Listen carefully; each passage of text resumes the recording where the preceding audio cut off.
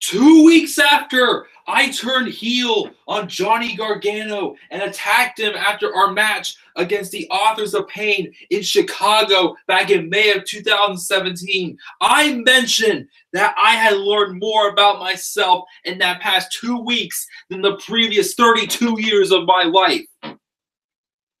It wasn't just about the fact that you people were having a buzz about who's going to replace me after I suffered my injury the Thursday before TakeOver Chicago, but I told you guys that I was going to prove once and for all when I came back in 2018 that I was going to be the most dangerous SOB on this entire planet and not a damn afterthought. So, at first, Johnny Wrestling lost his job because he tried to go after something he could not claim. And he got lucky by using my knee brace.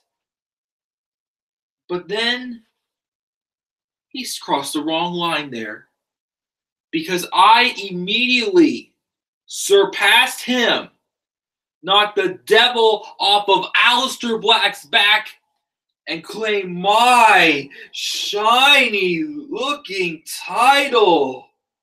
And me and Goldie, we have taken off ever since.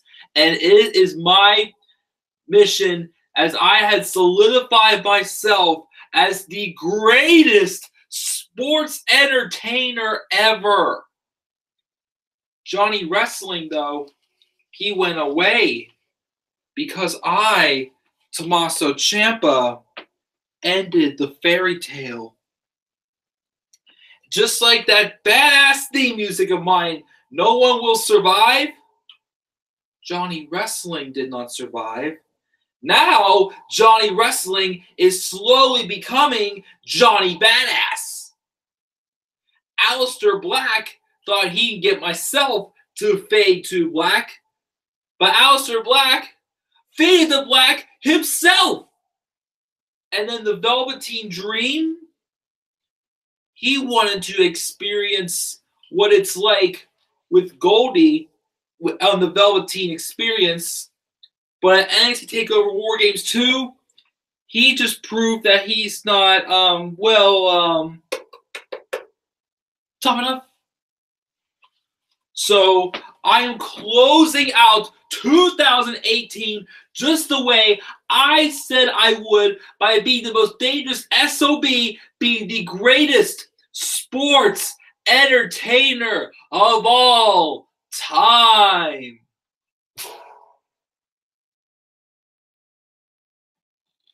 And of course, that is my special entrance. And yes, this is not, of course, the NXT Championship, but again, the old WWE title. It's a $25 edition as always, and it belongs right here on my desk.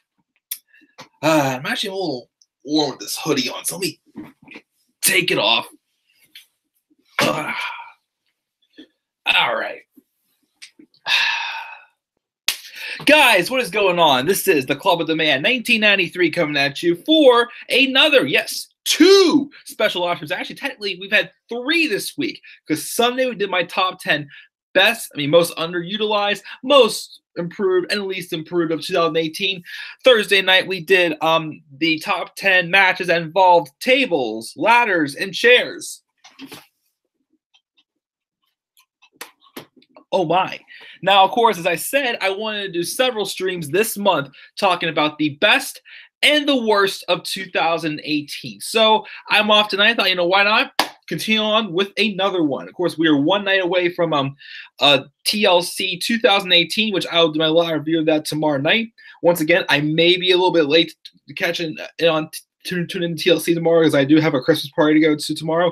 But it's going to be just afternoon, early evening. So again, I might be maybe in most of the first hour, I may, be a little late for, but I'll still be on plenty of time tomorrow night to my live review of that. But of course, tonight we're going to continue on with the top 10 best of the best with 2 top 10 lists tonight. We're going to do the best and the worst storylines of 2018. Now, of course, I'm still going to be doing male superstars, female superstars, best matches, best female matches, worst matches, and best pay-per-views, like my favorites. Let me look at my list here I have for 2018. So this is the final list. So it's nice storylines. We have pay-per-views to talk about, segments, matches, and female matches also, superstars, and my favorite WWE moments of this year. We're going to be doing it as well. And of course, also, before the end of the month, I'll be doing my bold predictions for 2019, and also my Q&A end of the year wrap-up video, recapping the channel, and of course taking any Q&A questions, and also celebrating once again me gaining 1,000 subscribers. So guys, thank you all. And before I check the live chat, also I want to see who in my audience wants me to do the best storylines first or the worst storylines first. Let's see that in the live chat because I see I have a pretty good audience already, which is pretty good, guys. Awesome. Sorry if I'm keeping you on your Saturday night, but let's see who we got here in the live chat. Let me start off here. We've got Lauren. What's up? Lauren. And then we got Larry. What's going on, Larry? He says Tommaso Ciampa equals the only true story of the year in all of WWE, which is awesome. Just leaving a few thoughts here and there because you guys know I'm King Larry, the pissed off wrestling fan. And once again, Larry, I do not blame you for being pissed off. Well, again, mainly at Raw. Again, 2018, again, everybody says it's been a terrible year, which, it's not really been one of the best WWE, but I keep saying the thorn in the side for WWE this year has been Raw. Everything else, SmackDown, yeah, before WrestleMania wasn't that great, but afterwards it was on a roll. NXT UK, I'd say, is off to a good start. 205 Live, of course, to me is the most improved brand this year. And of course, NXT, literally, I'd say, besides 2015, may have had its best year, I'd say, as well. So we got that going there. Let's see here. What's up, Mark? Thanks for joining us. We have Larry saying all hail Ciampa. Lauren's giving her worst storylines. Bobby's sisters, Shanti. Nakamura's U.S. title reign for sure. Lesnar defeating Punk's title record. Don't remind me. Maverick's heel turn on Raw, Bayley and Sasha in tag matches, Bobby Lashley body physique. Yeah, that's a good list there. We got George Bryce. What's going on, George? Thank you for joining us in the live chat. We also got Lauren saying her best is Orton and Becky's heel turns, Gargano's heel turn, Rusev Day turning face, Charlotte and Becky feud. Not a bad list there as well. Oh, and Corbin as GM is a worse also. Yep. Let's see here. George also says there have been too many bad storylines in WWE. Oh, for sure. Nice introduction. Thank you. What's up, T and Coupon? It's been a while, my friend. Mike should teach the main roster on how to deliver a promo. I guess. I don't know. I would just wing that right there. So, but I'm not doing too bad, T and Couponer. Let's just, getting ready for the holidays and whatnot. Again, busy weekend. Of course, I worked today. Yesterday was a family get-together at my house. Tomorrow is a Christmas party at my good friend, one of my good friends from high school's house as well. So we got that, and then TLC tomorrow. So should be an awesome weekend, I say. And of course, this week, just get ready for the holidays. George Bryce, fuck the Velveteen Dream, that fruity booty jungle bunny. Still love the guy, but if you don't like him, that's completely fine. Survivor Series and Crown Jewel were the worst pay-per-views this year. So Asuka's jobbing was bad too. Bella's return is in there as well. Don't forget about Bobby's favorite pose. Gosh. Goodness. Man. We'll talk about that probably in segments for sure. Don't forget the greatest Royal Rumble. I can forget about that. Tommaso Ruggiero was fire. Love it, Larry. Tommaso Ruggiero sounds good. There have been too many bad pay-per-views for WWE this year. I'd say bad, but also more so just like average and just like shows that you can only watch one time. Like, okay, that wasn't waste my time now, but I'm not gonna go back and watch it again. I say that's why I say a lot of times the 18 pay-per-views. Except NXT Takeover Zone, on the other hand, they were all crazy. Lawrence excited for TLC. Reigns cancer is a bad storyline. Also, Braun is a jobber. All in one stream. I tried to forget Lashley's favorite pose. It's hideous and disturbing. Oh, for sure. He's rooting for Asuka tomorrow. He agrees. We should all make day to all get together in WWE and discuss worst. Lawrence saying worst storylines first to do. Worst storyline is Baron Corbin as GM for sure. Raw 25 was bad. Oh, don't remind me. Worst storyline, Naomi and Asuka. Oh, that teaming up with the meanest, just a comedy act. Yeah, that was disgusting. 2018 has been the worst year for WWE, and it's never going to get better and forever worse. Maybe we'll see what happens. What's up, Dakota? Saying Finn is SBU in a man's world. I'm not sure what you mean by that. But thanks for joining me, Dakota. Mark says worst is Bailey and Sasha also. That's a good one there as well. SmackDown top 10 list was bad. Paige retirement. I forgot to put about Paige. Well, that's more so of like a segment than a storyline. Boo, I don't know what you're saying. Zayn and Bobby Lashley a feud. What was that for sure? Bobby Lashley has ate enough bootios. He needs to lay them off. Yeah, I think so. Worst storyline, the potty jokes. Oh, gosh. Porta Potty Raw. Remember I was doing that, guys? W is planning a huge storyline for next year to turn things around. Hopefully. Who knows? There's rumors Vince is leaving WWE. Yeah, right. Mars says, yeah, right. We'll see. And Vince McMahon won't be leaving WWE until he's dead, but we'll see what happens. Of course, he wants to go focus on the XFL, but I'm not going to watch the XFL. And one more before I start the stream. Also, George says, also, worst storyline, the shoving down the Velveteen Dream, the burial of EC3, the definite burial of Cassius Ohno, the burial of Braun Strowman, and the horrible boogie of Nakamura and Asuka, which, yeah, some of those I agree with for sure. Rude and Gable are bad. Yeah, don't remind me. But yeah, guys, so I'm going to get started again. This is going to be my top 10 best and worst storylines of the year. So one person that said do worst first was Lauren. So I guess I will do the worst storylines of the year first. Now, of course, some of these, may have only started recently. Some of them have been like more throughout the year. Some might have, merged with, another storyline involving as well. So I'm pretty confident with both my lists that these are both pretty, solid for the best, and the worst throughout the year. The year. I'm already botching out here, guys, and I forgot to fill up my water, but I'm going to drink the last that's in there. Also, I just saw this on top of my desk. I got this little figurine one time for Crisco years ago. It's Daniel Bryan. Fickle! Just thought I'd just throw that in there. But yeah, if that storyline would start a little bit sooner, I'd say that could have been, in the top 10. I mean, there is a couple that were a little more towards the end of the year I put in there that I know haven't quite, gotten, in the meat of it and like deeper into the feud yet. So just bear with me in that as well. But this is what I came up with for my top 10 storylines of the year for best and worst. So let's get started, of course, with the worst. I'll read off, of course, the first 5. Check the live chat and read the second 5. The second half of the worst list, and we'll move on to the best. So let's get started with my top 10 worst storylines of 2018.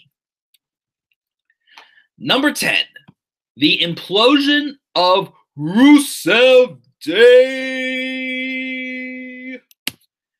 That was probably, I mentioned probably in my underutilized list that Rusev was underutilized. I felt I should have mentioned the entire team of Rusev Day was underutilized for sure, as they were just, a great act and everybody get behind it because it was something that, felt different and it was getting Rusev over as well. Even Aiden English, is not much obviously it's shown since they split by himself. Aiden English is nothing as a single star. I just don't see any potential in him at all as a single star. His career was long gone once the vaudevillain started being booked like crap on the main roster, and once Simon Gotch was released.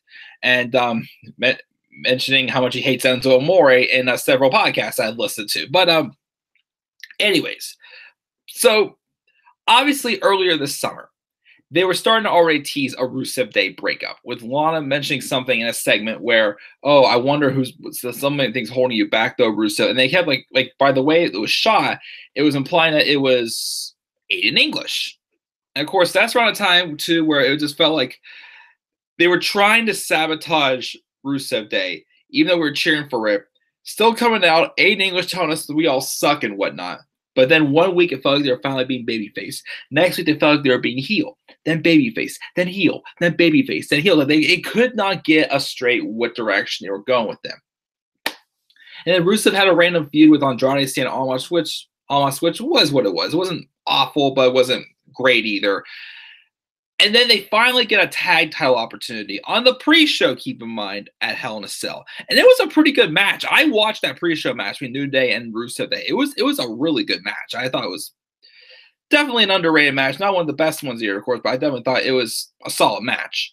And then the night afterwards, I forgot what happened. Aiden English said something about Rusev backstage that Lana overheard. And then Rusev had a match. Can't remember who it was. Either Aiden caused, I think Aiden caused the distraction, causing him to lose. And then afterwards, Aiden just beat down Rusev and turned on him.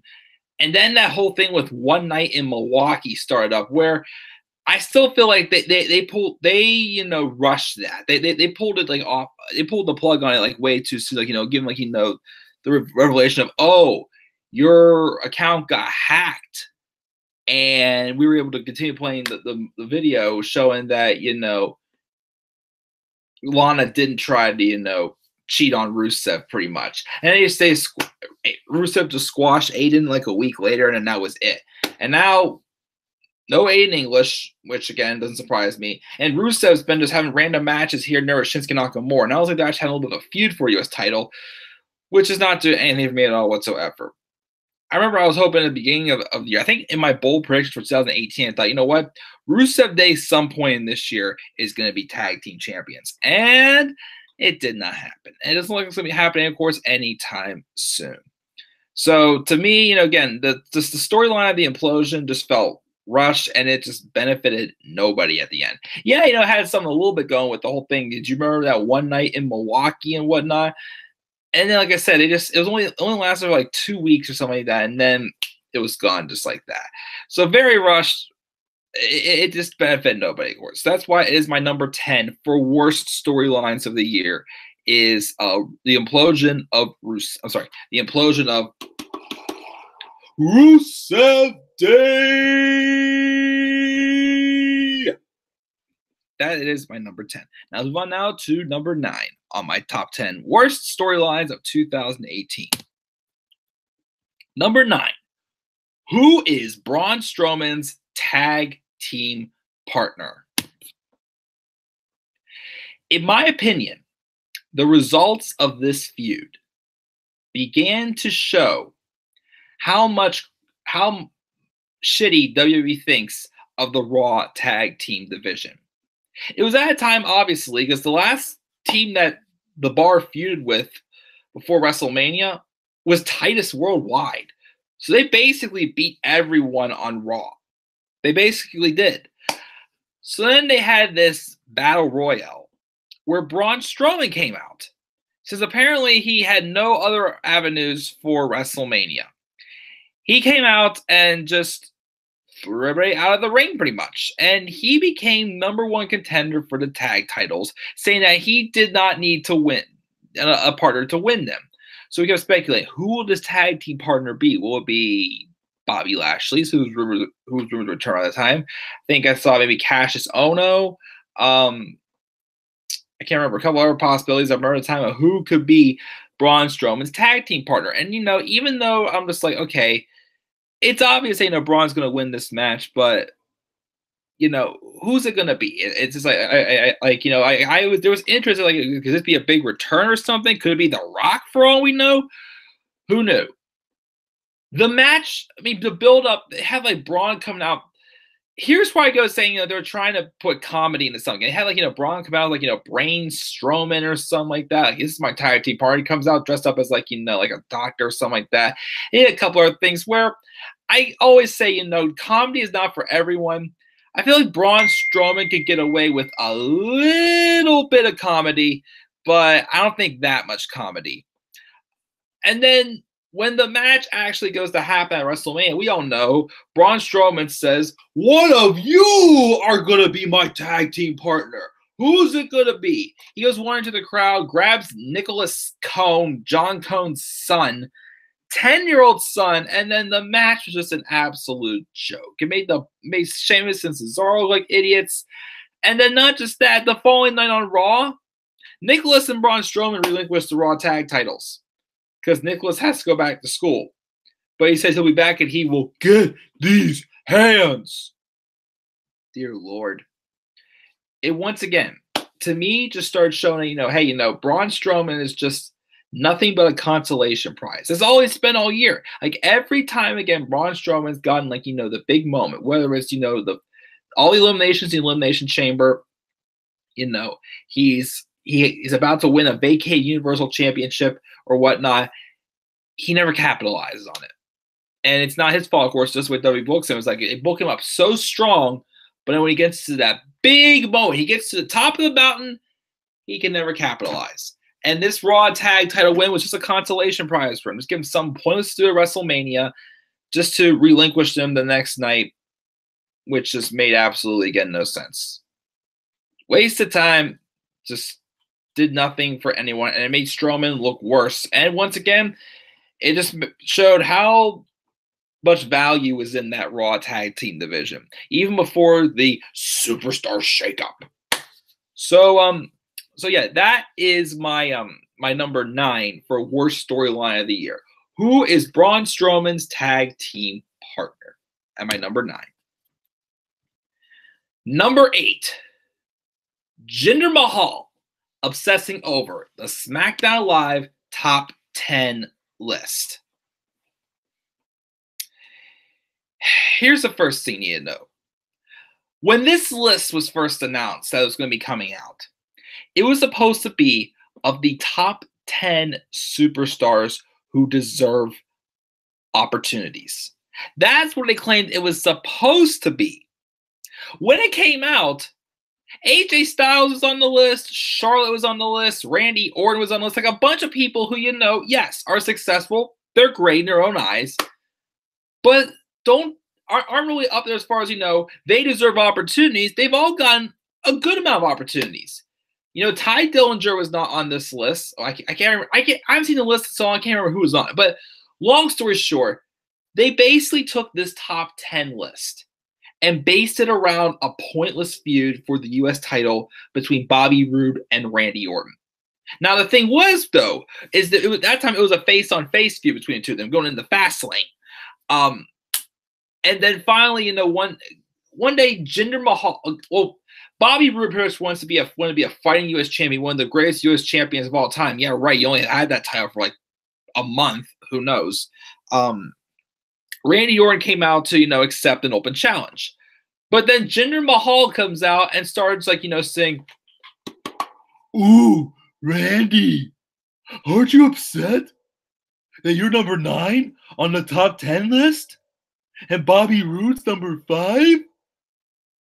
He wasn't even involved in the feud, besides the fact that he was runner-up in that U.S. title tournament after Dolph Ziggler just dropped and went home randomly and came back at the Royal Rumble.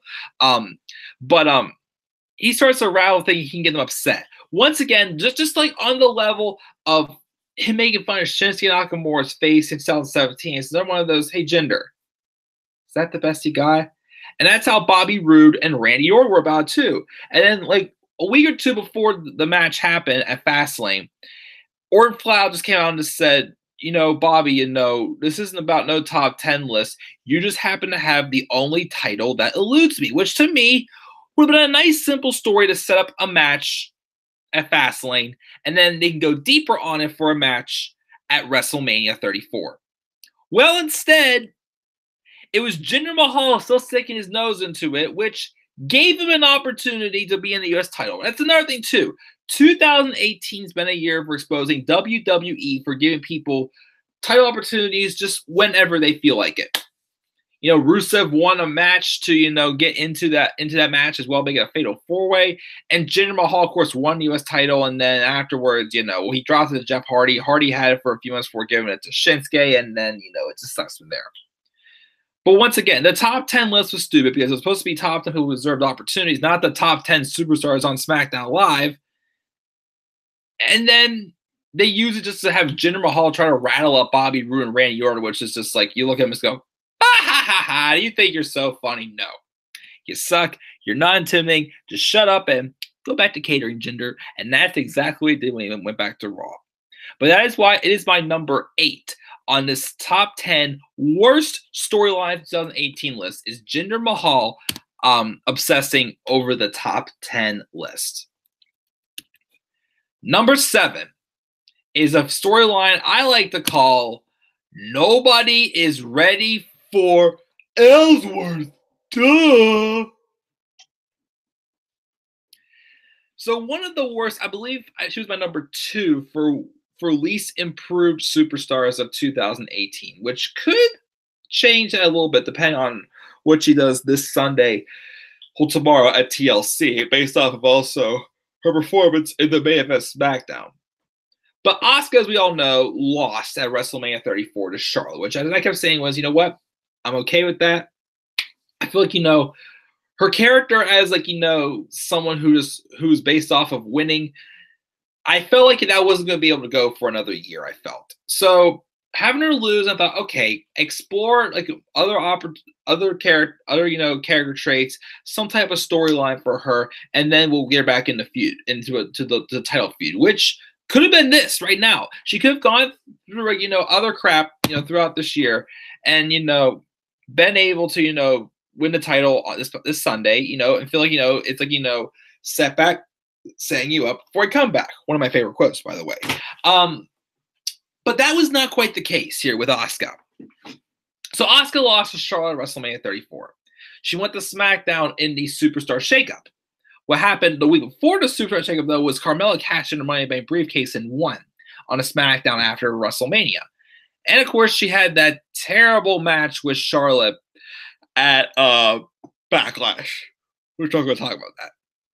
So then afterwards, Paige puts her in a feud with Asuka. And I said right from the beginning, I feel it's a little bit too early to be putting Asuka back in the women's title picture. Like, you know, were you really just going to put the belt on Carmella just for her to drop it, like, you know, like not even like a month later or something like that? Well, that was the case, but her keeping the belt didn't benefit Asuka at all whatsoever. So they had their first match at Money in the Bank. And then towards the end of the match, James Ellsworth returned after he came out dressing up in, you know, Asuka's, you know, entrance gear with the robe and the mask and whatnot. And then they built for another match at Extreme Rules, which I'm going to keep saying right now, unless this changes tomorrow night, because that ladder match with Lashley and Elias. So far, my worst match of the year so far has definitely been Asuka and Carmella at Extreme Rules with James Ellsworth in a shark cage. Because for the next month, in between Money in the Bank and Extreme Rules, the Asuka and Carmella feud is just based off of Asuka just kicking the crap out of James Ellsworth every single week. Ellsworth going around saying that nobody is ready for Ellsworth, and also hitting on Paige, which I'm still challenging you to that match, Ellsworth. WrestleMania now, you and me, because you were trying to hit on my woman Paige. Just kidding. Just kidding. I'm never going to meet Paige, so I have no chance at her at all. But anyways, continuing on here, though. That's all this feud is based around. And once again, it was just WWE making a mockery out of someone's English and just, you know, making Asuka just look absolutely stupid, especially in that Extreme Rules match. Again, Ellsworth pricked the lock and was hanging from the from the steel cage, and Asuka was just kicking the crap out of him like he was a pinata, just for Carmella just to do the only move she knew how to do as a champion, the super kick, to win the match. It was just stupid. I mean, yeah, I get that they're trying to protect, Carmella and still give her like a lengthy run as champion and whatnot. But as I kept saying, they should have just had her feud with Naomi. Honestly, she should have just feuded with Naomi. She won the WrestleMania Women's Battle Royale. She should have been named like a number one contender or something like that for the Women's Championship. I'm not saying it would have been a great feud to begin with, but it would not have been as painful to watch as it was with Asuka. And then Ellsworth got fired whenever Paige was naming her number one contender for the WWE title at SummerSlam, and then Ellsworth came out and again started hitting on Paige again, and that was that. So who knows if Ellsworth was going to come back again, but yeah, just didn't benefit anyone. Again, I enjoyed Ellsworth's first run with WWE, but it eventually did start to get old. This one, just him coming back was no reason at all this time. I'm sorry. Although, once again, if I didn't have to work on St. Patrick's Day, I could have seen James Ellsworth take on Gilbert at an IWC event earlier this year in Pittsburgh, but didn't see it because I had to work that night. But it's all good. But that's why that is on my list at number 7 on my worst storylines of 2018. Is nobody is ready for Ellsworth. That is number 7 on this list. Number 6, The Era returns. If you're not sure what I'm talking about, I am talking about the whole thing with D-Generation X and the Brothers of Destruction. So let's start off here with, the obvious. You ever hear of a TV series or a movie series like, Home Alone, or hopefully not Toy Story in 2019 with the fourth one, where they feel like they make that 1 or 2 extra films that just are kind of like franchise killers. It's like, okay, no. We had the perfect ending in this last sequel. Why do we have to do another one? This is what the philosophy is behind the whole thing with Triple H and The Undertaker having a match at Super Showdown this year. So they had this match, and the build up to it, you could tell Triple H tried the best he could. Undertaker tried. Shawn Michaels even tried too, and he was in the ring. But here's the 2 things that came across for me with the build for this feud. 1, it felt more like a build to an Undertaker and Shawn Michaels match. Because the only reason why this ever got personal was because Shawn Michaels picked Triple H over The Undertaker to win this match. And it got personal. The ending to this feud, again, with Triple H and The Undertaker, even including Shawn Michaels also, was at WrestleMania 28, end of an era, Hell in a Cell. Hello, remember that? But nope. WWE, in their own selfish, stubborn ways, had to have a network special pay-per-view called Super Showdown in Melbourne, Australia, that once again was nothing more than a glorified house show. It's just nothing could get me invested in feud. It just felt like, okay, this match is overdone. The match, the story is over. Why are we trying to, reignite it? And once again, it's just, it was just, also feel more like they're building for an Undertaker and Shawn Michaels match. So we see the match happen at Super Showdown. And again, it was just a match that showed that Undertaker cannot go 25 minutes. He's not that durable anymore. But then it led to a tag team match at Crown Jewel, which I did not watch, between DX and the Brothers of Destruction. And as of now, unless the rumors of a Shawn Michaels and Daniel Bryan match are true for WrestleMania 35, that was the only thing that Shawn Michaels ever came back for right now, is to wrestle at a pay-per-view that was controversial as well because of the location, and just with a bunch of people who, no offense, most of them can't really go that long anymore. I mean, Triple H, maybe, but he's starting to get there. Kane, Undertaker, I'm sorry. They cannot go for, long 20, 25-minute matches anymore. They just can't. It does not work. Once again, just a pure nostalgia feud that just felt like, okay, trying to do this feud again is just not going to work because, again, it already had the rock solid ending it needed. And now you feel you're just, like ruining that legacy behind it as well. And of course, once again, you bring Shawn Michaels out of retirement to have a match. Well, first off, found out he's bald. Second off, you have him come back just to have a pointless tag match at a network special pay-per-view that I literally did not watch. I don't get it. I don't know why they did this feud again. No, sorry, I do, just to draw money. But to me, it was one of those, again, franchise killers, to, a story, pretty much, in my honest opinion. And it's one of my worst feuds of 2018, in my opinion. So that is why it is my number 6 on this list. The Era returns. So let's look over my list so far, and I'll check the live chat. Number 10, the implosion of Rusev Day. Number 9, who is Braun Strowman's tag partner? Number 8, Jinder Mahal in the top 10 list. Number 7, no one is ready for Ellsworth. Number 6 is the Era returning. Live chat. Let's see who we've got here. Let me see here. Let's see. Where were we at?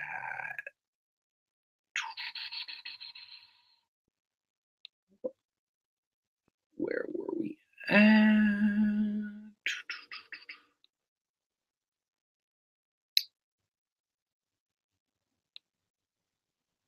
Let's see here. Wow, there's a lot to catch up on, which is completely fine with me. Wow. You guys said a lot here, which is awesome. Thank you guys. Let's see here. Right here. What's the XFL? It's some football league that Vince tried starting back in the 90s that just failed. He's bringing it back in 2020. Vince can't let go. I agree, Larry. Worst Lucha House Party rules. That's a good honorable mention. Get enough water, Mike. Don't get tired. I'm not tired at all, but I might need to, go refill on this maybe. Who knows? Also, the burial and emasculation of Bobby Lashley. We're going to be talking about Bobby Lashley in a little bit for sure, George. Worst Milwaukee. Worst mixed match challenge also, I agree. One night in Milwaukee was we have a flunk. Fickle! Lauren liked the implosion of Rusev Day, which is fine with me if you like that. Rusev Day should have won the tag titles at Mania for sure. Yeah, Jinder win U.S. title at Mania. My God. The best being the Rollins and Ambrose feud. I give that credit as well. The Raw tag division, the Raw women's division is bad as well. That is true. Her WWE is putting the belt back on Styles, and he lost it to Bryan to punish Bryan for not going to Crown Jewel by having Lesnar throw him around like a rag doll. Huh? That's strange. Shane winning the World Cup. That's an honorable mention there. The Daniel Bryan heel turn, I know some people may not like it, but so far it's been okay in my opinion. And again, it just came at a weird time. I just couldn't process how we got to it. But again, I still like the transition. Him turning heel, then facing Brock Lesnar, still like a baby face, but then claiming that Brock Lesnar beat down the rest of the old Daniel Bryan. So I like the transition. But again, I think that heel turn just still was. I was just like, "Whoa, where is this coming from?" I was just so mixed up that night. But I get your point there, George. WWE don't care when superstars are hot, stupid, political garbage for sure. Bryan's heel turn was one of the best of the year, I think so as well. Finn is a boy in a man's world. Geez, don't remind me. Bryan is gold as a heel for sure, Larry. It's all about the money, as Vince would say. Best being Randy Orton's heel turn. SmackDown being swept at Survivor Series and Raw ratings drop. That's a good one as well. Becky Tweener later face turn. One of the few things that went well with WWE for sure. Batista on SmackDown Live 1000 was good for sure. Yes. Rollins is the new favorite to win the Rumble, followed by The Rock, then Drew. Interesting. Hope Becky wins the Rumble next month. We would like to see that. Wyatt being wasted. Owens and Zayn's injury. Cena being squashed by Taker. Owens quitting on Raw. Missed opportunity there for sure. Bayley and Sasha counting. Oh, get ready to talk about Bayley and Sasha. I'm going off on them on that. Well, on their booking this year. What the fuck was Evolution doing on a SmackDown anniversary show? There were a Raw faction. True, but again, I think that segment still felt like it was more centered around Batista, and since Batista's mainly a SmackDown star, and also since it's sometimes in Washington D.C., that may have been why Evolution appeared on SmackDown. So I guess that might have been the reason why. But again, I'm not 100% sure myself. W is lucky, very, very lucky with the natural push from Becky. The fans made that. Never forget, guys. Exactly. Braun's partner Mania was a what the fuck moment. I heard it was there's John Cone's son. Yes. I should have been Braun's partner. Larry. I used to be all stick and bone. I'm sorry. TNK partner, Josh. I used to be all stick and bones, my friend. Now I'm like 6'1", 185, but look at these muscles.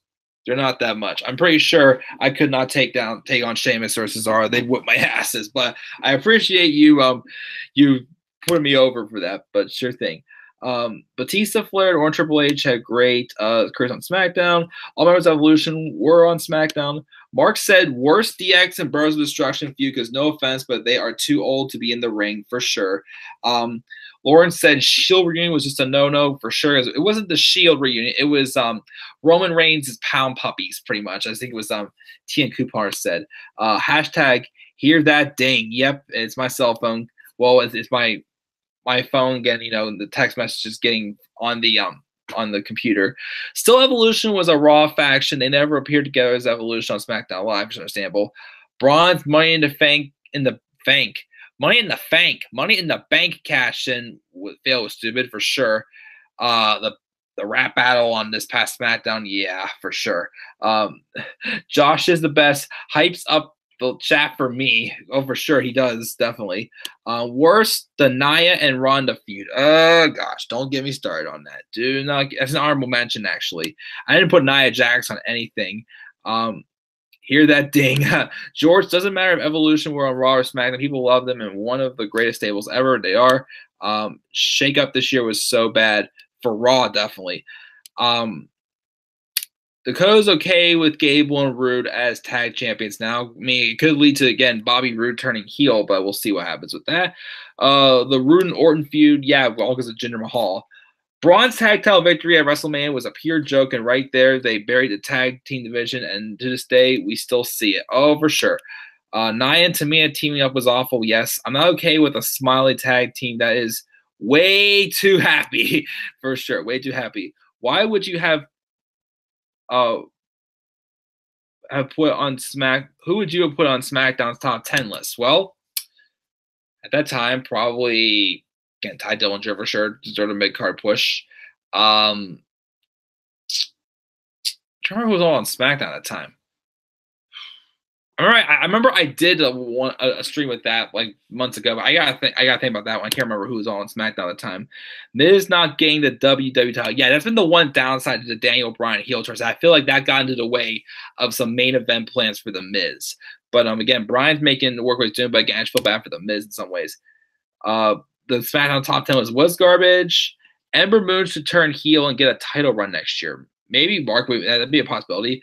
I love Orma's U.S. title run was bad. Could have been great until Jinder got involved. Oh, didn't need to happen. Dillinger was number 10 on the list. Okay. Rude should have been the heel in the feud with Orton, which could have worked, yeah. Miz getting screwed at Clown Joke, aka Crown Jewel, was bad. Oh, Clown Joke. George, I love that one because that was an awful show. I didn't watch it, but I know it was awful. Worse, Rude and Gable team up, team too happy. Becky the Man storyline is the best for Mark. WWE should have given us Rude versus Orton at Mania with Rude retaining at Fastlane, Orton defeating at Mania, quite possibly, just to add more steam to it. And why did WWE make Jeff defeat Jinder, but Orton couldn't, and have Nakamura defeat Jeff in 10 seconds? Who the hell knows? Ellsworth return was so bad for sure. TK forgot about Ellsworth. Samoa Joe, Wendy. We'll get to that in a little bit. Mella's title run was also bad. I agree. Joe was on my best list as well for his feud with AJ, and Joe should be WWE champion right now for sure, but definitely give him credit because as T.N. Kabara says, he is awesome on the microphone. He is awesome on the mic. The mic of Mike. Worst is the Universal title belt. The Universal title belt is dead, in my opinion. It doesn't exist to me. The burial and humiliation of Drake Maverick, as for us longtime Impact fans know him as Rockstar Spud, has been one of the worst storylines of the year. We will get to that very, very shortly, George. I want to ask you a serious question. Would a guy like Shawn Michaels be able to give James Ellsworth a sweet chin music since Ellsworth doesn't have a chin? Well, sweet chinless music? I don't know. I don't know. I mean, Ellsworth does no chin music. His could be sweet. I mean, if Shawn Michaels tried to super kick out Ellsworth, should it be just sweet chinless music? I don't know. Maybe that's good. Mixed Match Challenge 2 on worst. You mean the fruit roll-up belt? Oh yeah, the fruit roll-up. Best title right now, I'd definitely say, is the Intercontinental Championship. I think so too. Turning Finn Balor into a mid-carder is one of the worst. Oh, Finn's not even the mid-carder at this point. It doesn't even feel like he is. He feels like a low-carder, honestly, and I hate to say it. Enzo's appearance at Evolution was uncalled for as well. Actually, Enzo appeared at Survivor Series, not Evolution. Larry corrected her there. During the tag match of the Bard and Office of Pain, he was in the crowd. Yeah, I remember that now. Lita and Trish's return was good, but it was not needed, to be honest. It was all right. It was what it was. It was just a nice little treat, I felt. Yeah, Drake peeing himself at Survivor Series. WWE next WWE will put a diaper on. Oh God, no, don't. Okay, I don't know what would be worse, that or when they had Big Show dress up as the world's largest New Year's baby or something like that on that commercial, or whatever it was. Oh gosh, or no, Big Show wearing a thong in that sumo wrestler match at was it WrestleMania 21 or something like that? I can't remember. He wore that thong in that body slamming sumo wrestling match. Oh, I don't know what would be worse. I don't know. Mahalisha as a team and Best was Fabulous Truth. Worst storyline, Lashley and Rush. Lashley. Year for heel turns. Yep, it was. Worst heel turns were Lashley and Nakamura. Best were Orton and Becky. Best heel turn, Mark Quintus Ambrose. Ruby becoming champ too soon at SummerSlam. Ronda becoming champ too soon at SummerSlam. Best was McIntyre and Dolph Alliance. Bryan heel turn is greater than the Ambrose heel turn so far in his opinion, which I agree. Worst HB coming out of retirement and Kane's reunion with Bryan. Yeah, the Team Hell No thing was just kind of brief and just kind of just passed. Dean Ambrose heel turn hasn't been horrible. Has been horrible. My thing is, I still wouldn't say it's horrible, but I feel like they're just obviously with the Rollins and Ambrose feud probably going on longer. I feel like that they're slowly giving us more. I mean, again, so far I'd say not bad, but I know it can be better with the Ambrose heel run for sure. That's what I still feel. I may get hate for this, but Renee on commentary, I was expecting better. Yeah, Renee's all right, not outstanding, but I'd rather have her than Coachman. Steph and Triple H, but I'm glad we don't see them too much WWE this year. Same here. Super Showdown was bad as well for sure. Renee is not good at what she's doing on commentary. She's all right, but not setting the world on fire. Titus missing the ring at Greatest Rumble was so bad. It was hilarious. It was funny though. Isn't the right person to do this. She's okay, not the best, but I prefer Beth Phoenix or Lita, which would be idea. Titus Worldwide is the worst. Best is Titus World Side. Rumors Daniel may face Bryan at 35. Wait, what are you talking about there? Daniel may face Bryan at Mania 35. And Becky versus Ronda, maybe Drew versus Braun Lesnar versus Rollins, and even Styles versus Orton. I've heard those rumors too. Yeah. Titus should have stayed under the ring. He probably should have. And even Eric could have stayed at 2012 for sure. Titus Worldwide's breakup was the best as well. And it was just weird. That one was. Roman's cancer reveal and dropping the Universal title was the worst as well. Well, as we didn't want to hear that, but we'll get to Roman in a little bit. Titus falling down was one of the best of the year. Dean Ambrose has been trashed since turning. Dakota says Lesnar champ again at Crown Jewel was bad. Braun looked Braun looked ridiculous. 2018 injuries was also on the worst. Lesnar squashing Braun was bad. 2018 is the biggest mess ever with all his injuries. And Vince McMahon announcing the shakeup at Raw. Jeez, so too soon for it. Naomi and Asuka being a joke backstage. Seth as champions was best. Dual champions was the best. Vince doing a shakeup. I bet he did a lot of shakeups backstage with Roman this year. Oh yeah, definitely, no doubt about it. Everything revolved around Roman. WWE sites spoiling everything. No excitement anymore for sure. George still thinks the Miz is going to turn face and challenge Bryan for the title at Mania. I just can't get behind a face Miz versus heel Bryan feud. I mean, the other way around, yes. The Pound Puppies for sure. Nia being bullied, giving her a title opportunity at Mania 34, which again made no sense. Shake, shake, shake, shake, shake, shake, shake your booty. Nope, not gonna get into that. Shake your gender, no way. And then we learned that she's the bully. Exactly, WWE logic. Lesnar being the highest paid WWE star this year. Screw that. Cena not becoming a Grand Slam champion. That could be a new dance.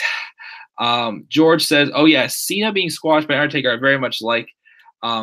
He pretty much liked that. Pretty much. Mania 34 was a bad pay-per-view as well. I mean, I liked WrestleMania 34 again until the last hour. I didn't like the last hour, but other than that, I still say it was a solid show. I'd say, yay, Mike of Mike. Joe and Shinsuke will be in the Honor the Giant Royal Battle Royal and almost will defend the U.S. title again, and almost will defend. I guess saying almost will defend the title against Ray.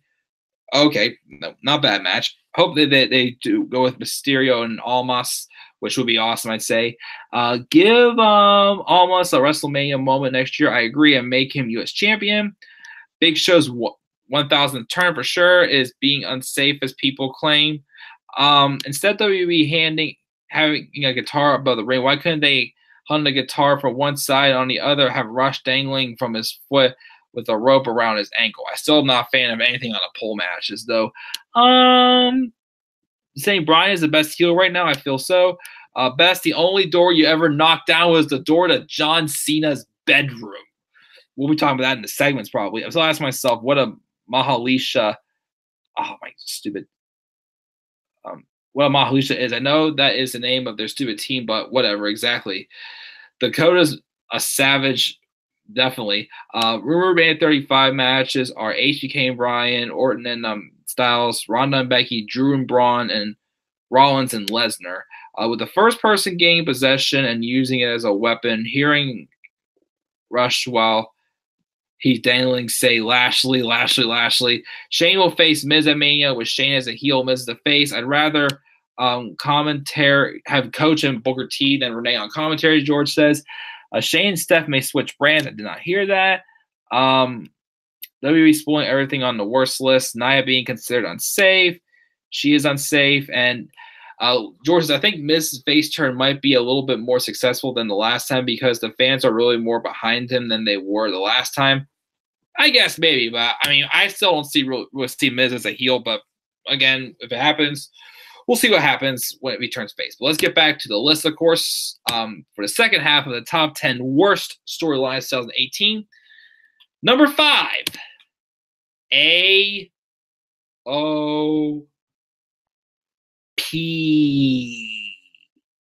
You know what I'm referring to, guys. Survivor Series. Authors of Pain just won the Raw tag titles. They were taking on The Bar. The Bar Show, we're going to call it, because Big Show is randomly put with The Bar, and who knows why. Probably just for this reason. The match ends after Big Show squeezes the heck out of Drake Maverick. Yes, the same guy who's an awesome babyface GM on 205 Live is now the heel manager for Authors of Pain. He squeezes the crap out of Drake Maverick, and Maverick pisses his pants. And then for the next week or so, we have people just laughing at Drake Maverick at childish 5-year-old pee jokes. He said, "You're in trouble." You're in. You're in. Seriously, how old are we? Are we got here? 5 years old? It's not funny, Vince. And worst of all, You base that around a short, brief, forgettable tag title run to a team that was awesome, dominating monsters in NXT. As I always kept mentioning about Authors of Pain in 2017, anybody they faced, The Revival, DIY, Sanity, Undisputed Era. Well, the match at Undisputed Era earlier this year was meh, I thought. But anyways, they always brought out the best in them. Now they're just a laughing stock. They don't have the titles anymore. And all of it based around is their manager, who is face on one show, heel on the other, pissing himself. And to make matters worse, they even had Drake Maverick take the robe into the bathroom, and we had a back view of Drake Maverick pissing on Bobby Roode's robe. Even years ago, whenever, they did a piss storyline, just like it was Chris Jericho peeing in William Regal's cup, or whatever the heck it was. They didn't see them do the pissing. It was just implied that, hey, they pissed in that pretty much. But yeah, a monster tag team, once again, gotta bring out the comedy aspect of it. Oh, P. There's a P in their name. There's a P in their name. I gotta pee. Why is everyone laughing at me? P. Hey, Vince. Why don't you book a segment where you piss yourself? Oh, well, I don't want to do that. I don't want to embarrass myself. I mean, I want to be out there, rubbing myself up against Nikki Bella's ass, because, she's used to date John Cena. She's got big tits, doesn't she? She deserves to get this big main event match at Evolution. Sorry, I really went just haywire there right now. But yes, Authors of Pain pretty much having a tag title run and being pretty much based off of the only storyline they were ever based off of this whole year was their manager pissing himself.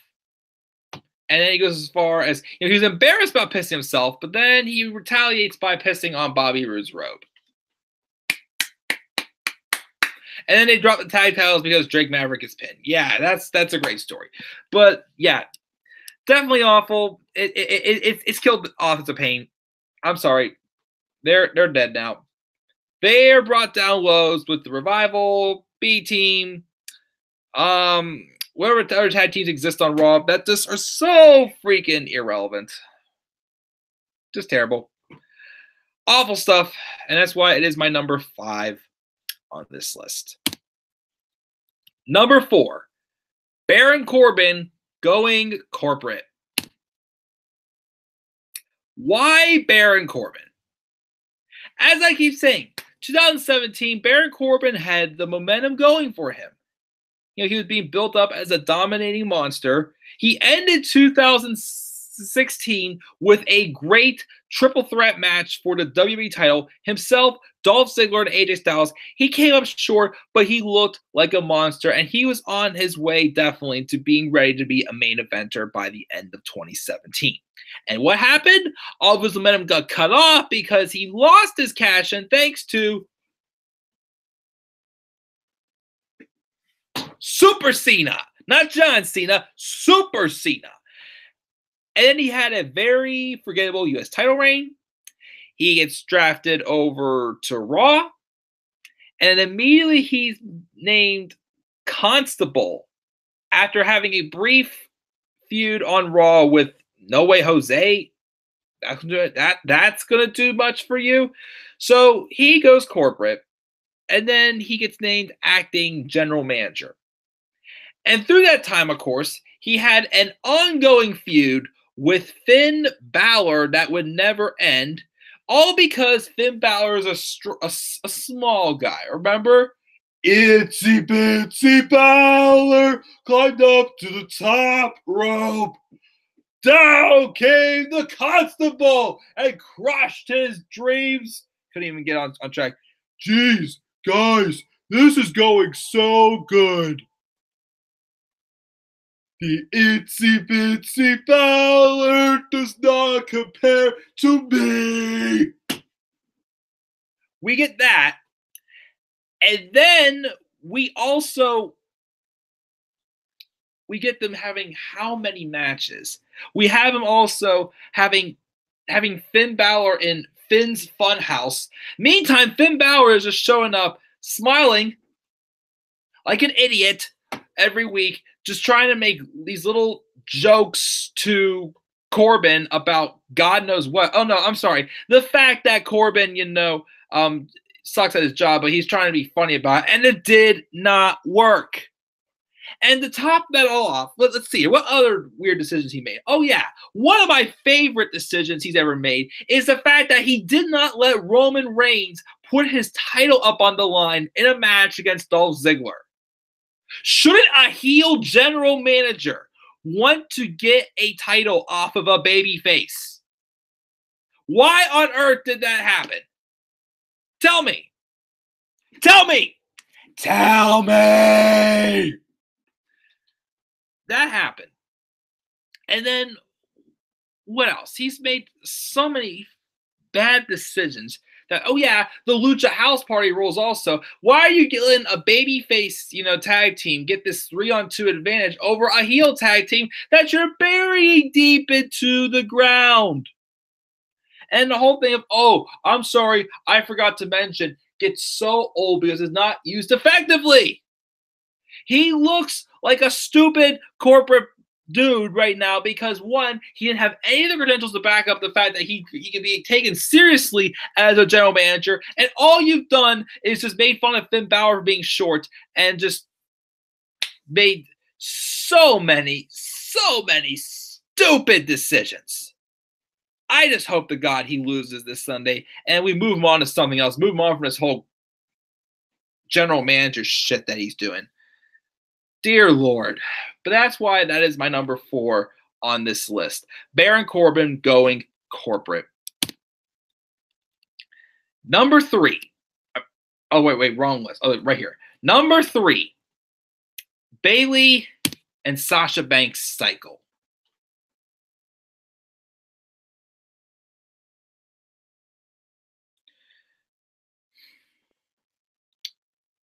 Of all people who had terrible booking this whole year, the booking of the Raw Women's Division, especially Sasha Banks and Bayley, pisses me off the most.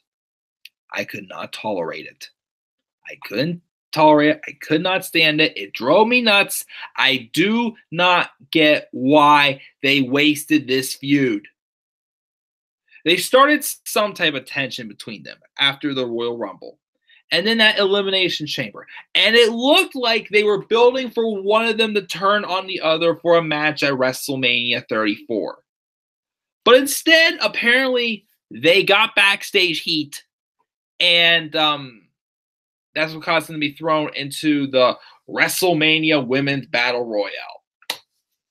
Okay, maybe we'll, get more into the nitty-gritty in the summer and lead to a match at SummerSlam, since it was in Brooklyn again, a building where they made history in 2015. Instead, we had them have a match here and there, and then they seemed fine. Then they weren't fine. Then they were fine. Then they weren't fine. Then Bayley's beating the shit out of Sasha Banks on Raw. It looked like it's a heel turn, but then being told she has to go to counseling. Because according to Kurt Angle, we need you two for the Raw Women's Division. If you need them for the Raw Women's Division that bad, why are they having tag matches with the Riot Squad every single freaking week? They go to these counseling sessions. You just see them there and you hear people talking. They come back, and all of a sudden, people thought they were teasing a love story between the two of them, which, no, not with Sasha. I'm sorry, again, nothing against, the aspect of, women and women having a relationship. Okay, but no, it was not meant to be for Sasha and Bayley. They completely just dropped this feud dead, right before SummerSlam, and had them go back to just being a tag team. They literally looked like they tried to copy and paste how Team Hell No became a team in 2012. And what are they doing now? There's still no women's tag titles, which once again, I do not want unless we merge the men's tag title division. And once again, they're not having any direction anytime soon. Sasha and Bayley haven't even been in a championship #1 contenders match at all this year. They haven't even been in anything involving the Raw Women's Championship since Elimination Chamber. They weren't even, the last time we even had a championship opportunity battle royal on a championship opportunity was won by Nia Jax in the Evolution Battle Royal thing at Evolution, whatever the heck it's called. Other than that, these two, who are two of the 4 horsewomen, two of the biggest, not just women's stars, biggest stars in general in NXT, literally have not come anywhere close to touching the title at all this year. Thanks to this cycle going over and over again. One moment they're friends, next moment they hate each other. Then they're friends, then they hate each other. Then they're hugging, then they're bossing. Then they're hugging, then they're bossing. Then they're hugging, then they're bossing, and it's driving me crazy. Hey, I just met you, and this is crazy, but here's my number, so call me maybe. No. It drove me nuts. And I, for the life of me, do not understand how Sasha and Bayley, neither one of them, requested for their release at all this year. Their booking, again, like of all people who had terrible booking this year, the booking of those two for sure just pissed me off the most. Sasha's a 4-time women's champion, okay, but she's never been able to retain her title. Bayley has won a championship once, and she had help from Sasha Banks to win it. Can't get any worse. We've at least had #1 contenders matches on SmackDown. On Raw, we've had none. Because the only people who mattered in the Raw women's division this year, Ronda Rousey, Alexa Bliss, Nia Jax. Huh? Mine! Oh my God, I'm Nia Jax, and yeah, I am. Oh my God, I like punch up Becky Lynch in the face. Yeah. Oh my gosh, I won a battle royale. Oh my gosh, I am gonna beat Ronda Rousey at TLC. Huh? One of those two better go to SmackDown. That's all I gotta say. Even both of them, they want to go to SmackDown. Get away from Raw. Get away from Vince's Golden Girls. And just go somewhere where you can be booked the way we know you can be booked. And that's all I will say about the Sasha Banks and Bayley cycle. Anyways, moving on. That was my number 3. Number 2. You might be surprised this is not my number 1. But this one is my number 2 because my number 1 was something else that I just felt, as I said, how many times impacted the entire year of 2018 for Raw, for sure. My number 2, though, for my worst storyline of 2018 is the Sami Zayn and Bobby Lashley feud. So this feud started after Sami Zayn blamed Bobby Lashley for giving him vertigo and not being able to compete at the Greatest Royal Rumble. And then Sami Zayn wants to expose Bobby Lashley. Now keep in mind, by this point, Bobby Lashley had returned, but he had barely said a word on TV. So people who had not seen him wrestle before don't know who he is, don't know what he brings to the table. Like, who is Bobby Lashley? Why should we get behind him? We have a interview segment with him, and all he talks about are his not 1, not 2, but 3 sisters. That's all he did about Bobby Lashley. Oh, hi, Bobby. I'm Mike. I have 1 sister. You have 3? Cool. Why should I get invested as a wrestler? So Sami Zayn wants to expose Bobby Lashley by having 3 men dress up as his sisters. That was obviously god off, which once again still cracks me up that Bobby Lashley, Mr. Sammy, it's good to see you again, buddy, comes out. He puts one of the guys dressed up as one of the sisters is holding a helmet, and Bobby Lashley puts the helmet on the dude's head and punches the helmet.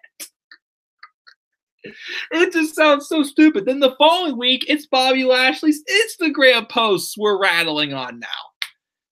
And then the week after that, it's an obstacle course that Bobby Lashley just destroyed in like 30 seconds, and then Sami Zayn got mad. Again, it just did absolutely nothing. It made Bobby Lashley look like trash. It made Sami Zayn look like a jobber, for crying out loud. All that just to set for Sami Zayn to get squashed by Bobby Lashley at Money in the Bank. And I know Sami Zayn was injured, which is also pretty much him being written off the show because his injuries, his double rotator cuff. Well, guess what? Kevin Owens also got written off by Bobby Lashley for double knee. So Sami and Kevin, double this, double that, double dip, double chip. I gotta sneeze.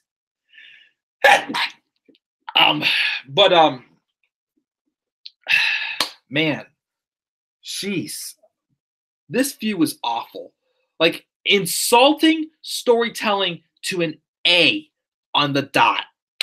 Sami Zayn is an awesome wrestler, and he can cut a god-off awesome promo as well. I'm going to say awful. He did cut a couple awful promos in that whole feud with Lashley. He can cut a great promo. Again, you want to see a great promo from Sami Zayn? Just watch that segment where he was begging Mick Foley to give him Braun Strowman at Roadblock End of the Line in 2016 when he was going to trade Sami to SmackDown for Eva Marie. That, again, Sami has shown how many times he can be gold on the microphone, and they just absolutely screwed him in this feud.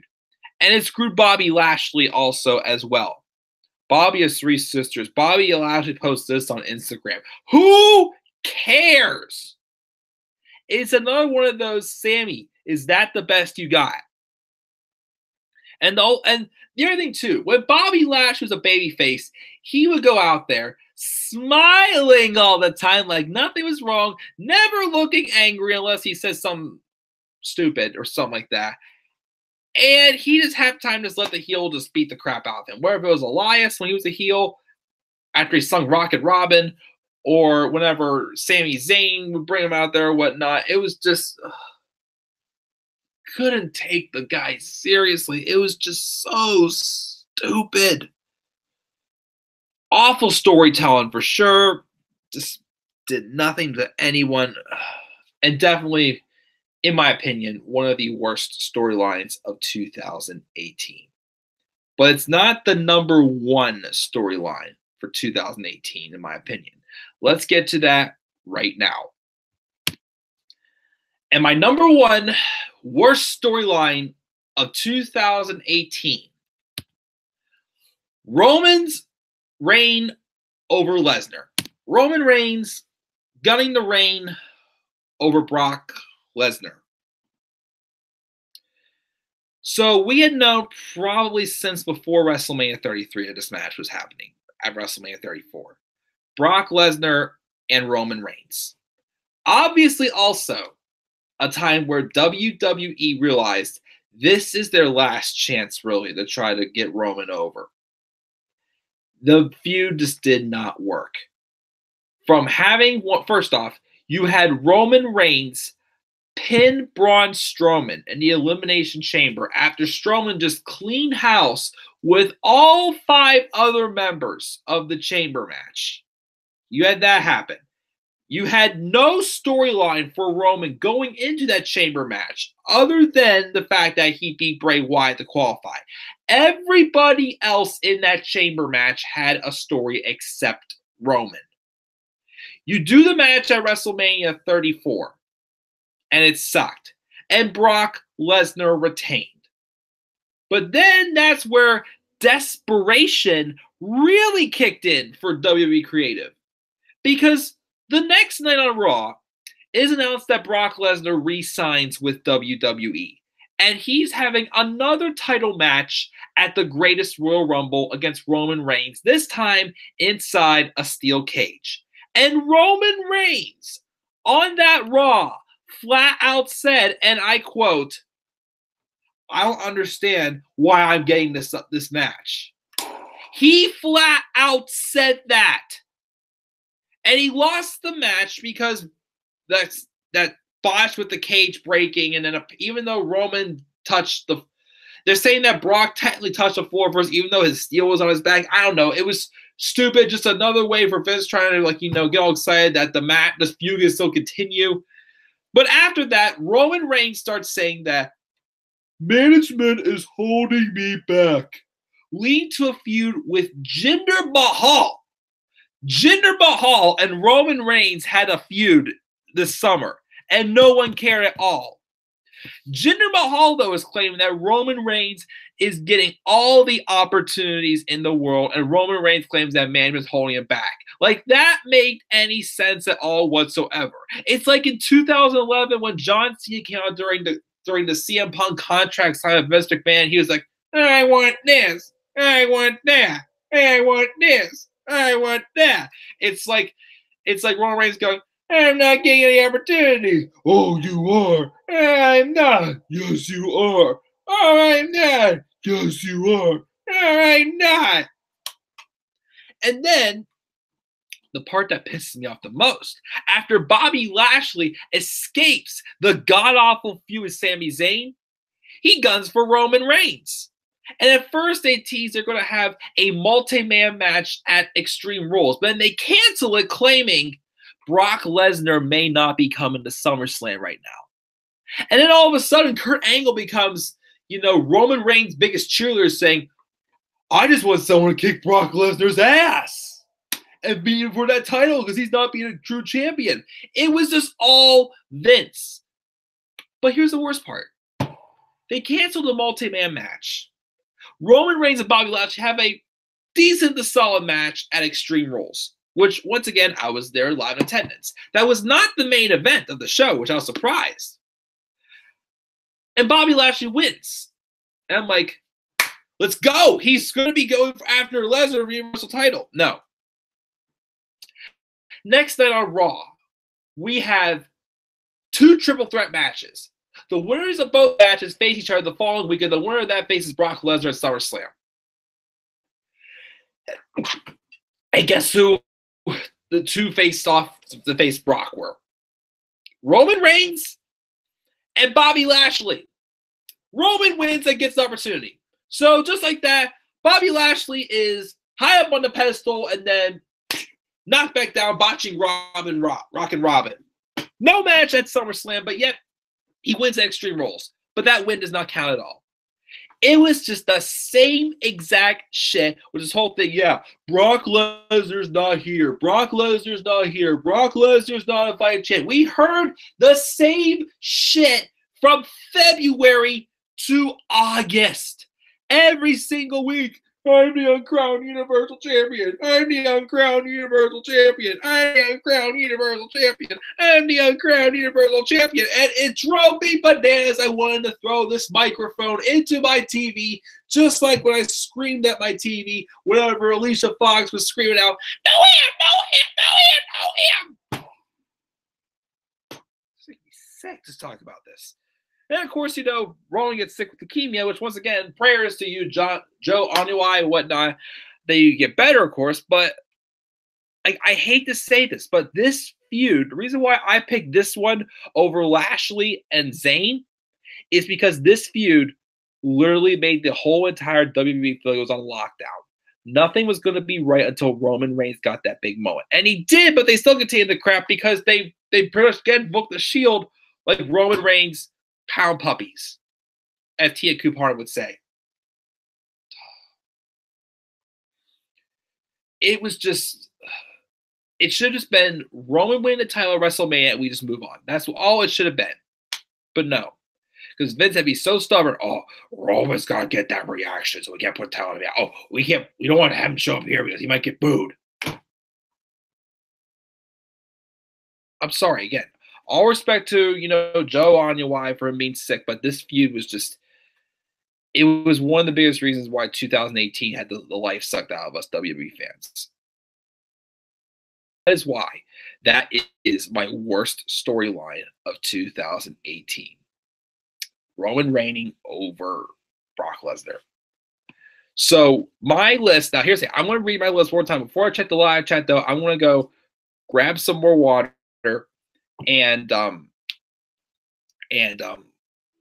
be right back. But let me, of course, read my list one more time, then I will be right back. But here is my top 10 worst storylines of 2018 so far. Well, 2018. Number 10 was the implosion of Rusev Day. Number 9 was who is Braun Strowman's tag team partner. Number 8 is Jinder Mahal obsessing over the top 10 list. Number 7 is nobody is ready for Ellsworth. Number 6 is the Era returns. Number 5 is AOP. Number 4 is Corbin becoming corporate.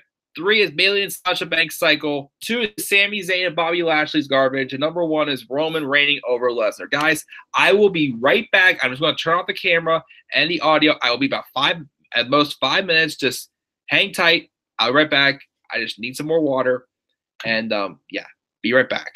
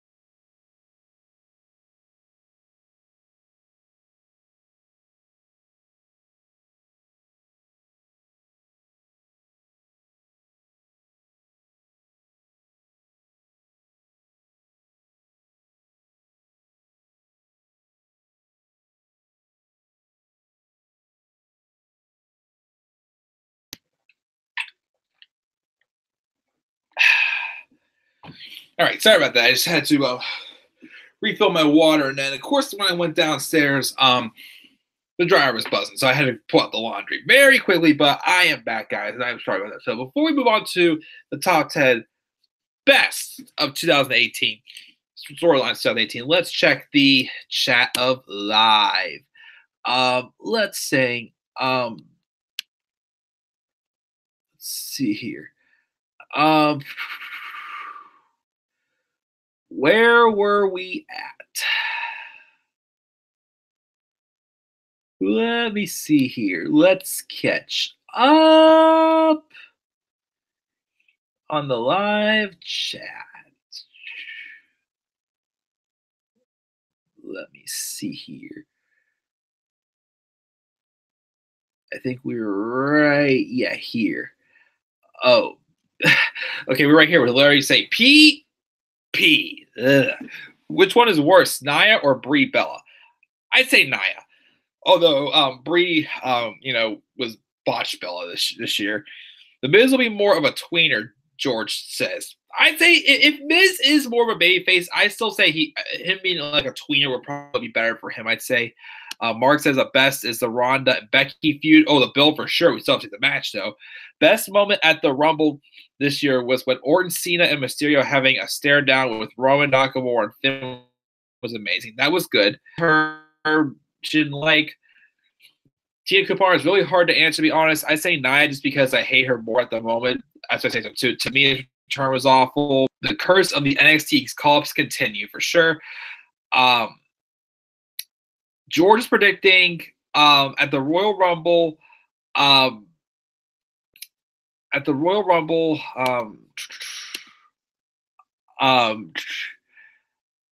Miz is winning it. Okay, maybe. I can see that possibly happening. Apparently, I'm the best defense impression, which is awesome. And Larry gave me an "Oh hell yeah!"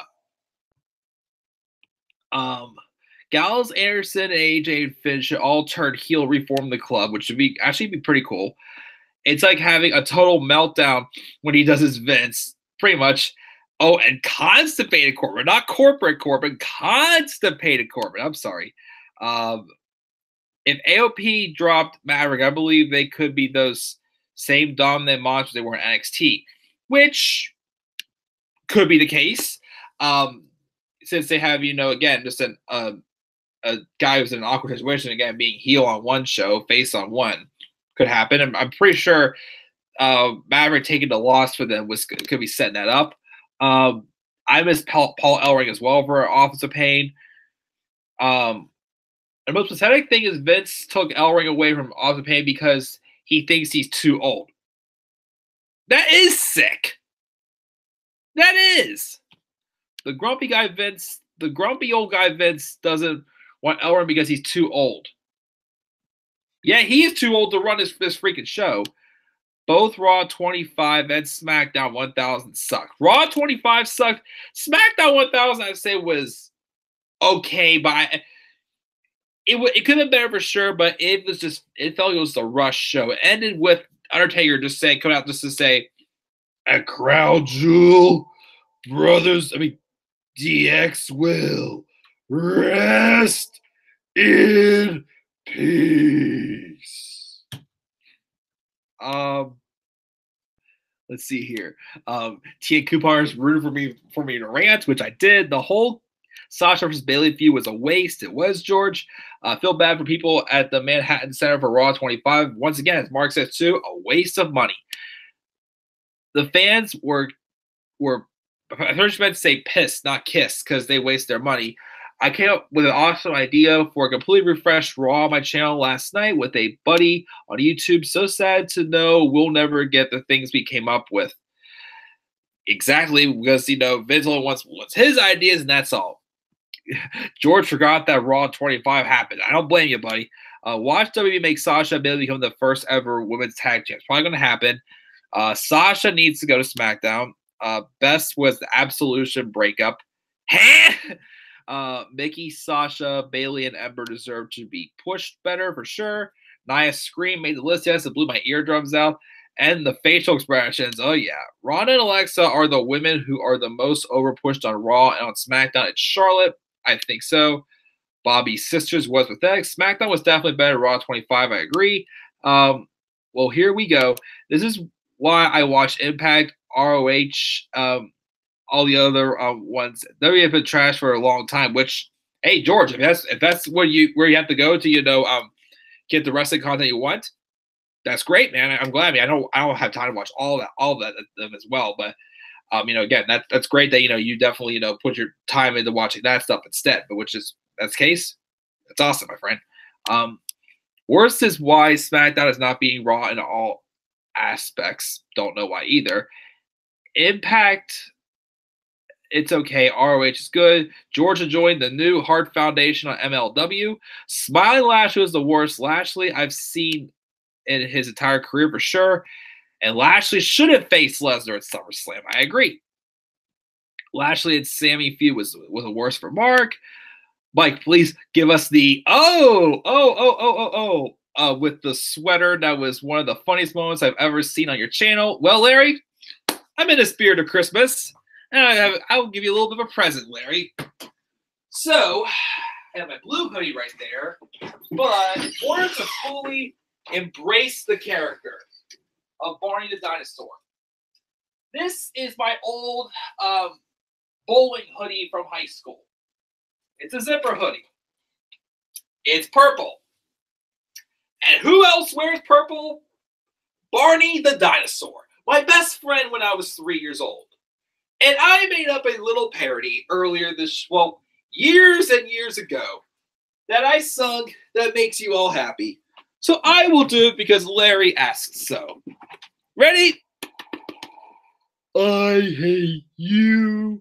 You hate me. We're an unhappy family with a great big punch and a kick from me to you. Won't you say you hate me too?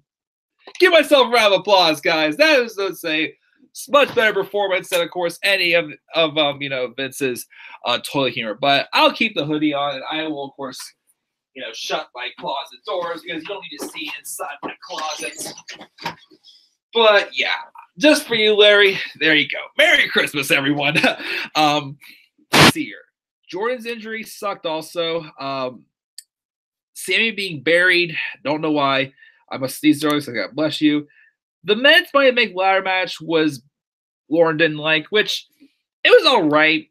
Again, Braun, it was just based around everybody just trying to prevent Braun from winning it, though. So I could definitely understand why he wouldn't like it. It wasn't really one of the best ones either. Impact has been great. You need to check it out. More ROH, on the other hand, their product, their booking has been trash. All of Raw feuds were bad. First half of 2018 for SmackDown and all of 2018 for Raw were bad. This Is Your Life. That wasn't this year, thank goodness. Alexa's open forums. That's more for segments, not storylines. But yeah, those were awful. What about Mike and Maria demotion to 205 Live from SmackDown? Actually, I've liked it. I mean, I know Mike has already been winning my main matches, yeah, on 205 Live, but the concept of Maria kind of more so being the like the mouthpiece, so being the one who wears the pants in the relationship, like things with Bray Brown more. I actually do kind of enjoy that on 205 Live. So I can't say that.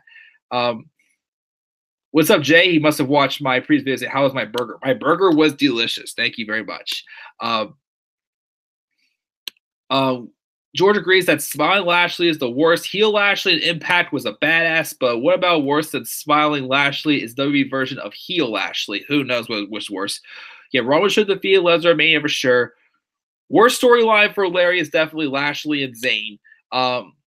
Where Braun could have defeated Roman at SummerSlam, which could have been the case, and now we can be feuding with Drew and Braun, but in the words of Dean Ambrose, nope. Elimination Chamber, where Strowman loses after being dominant. Oh, yeah. Reigns' reign of terror. That's what Larry's calling Roman Reigns' title reign. I think WWE writers and creative team needs to be drug tested. I think so. Baby Cena. Oh, goodness. Baby Cena. Let's see here. WWE 2011 was one of the best years, in her opinion. Had a lot of great feuds and storylines, for sure, because of the Summer of Punk. Something fall off my door. That was really weird sound. 100% true. Finn rematch. Which one are we talking about? George Perry is not a big fan of Cena. Hopefully on Monday, Vince will hire a new creative team and bring some star power to Raw. Who knows? Lars debut next week, maybe. Hashtag please sign Robbie for sure. We miss you, Robbie. WWE last year was great. Last year, great for WWE was 2007, George thought.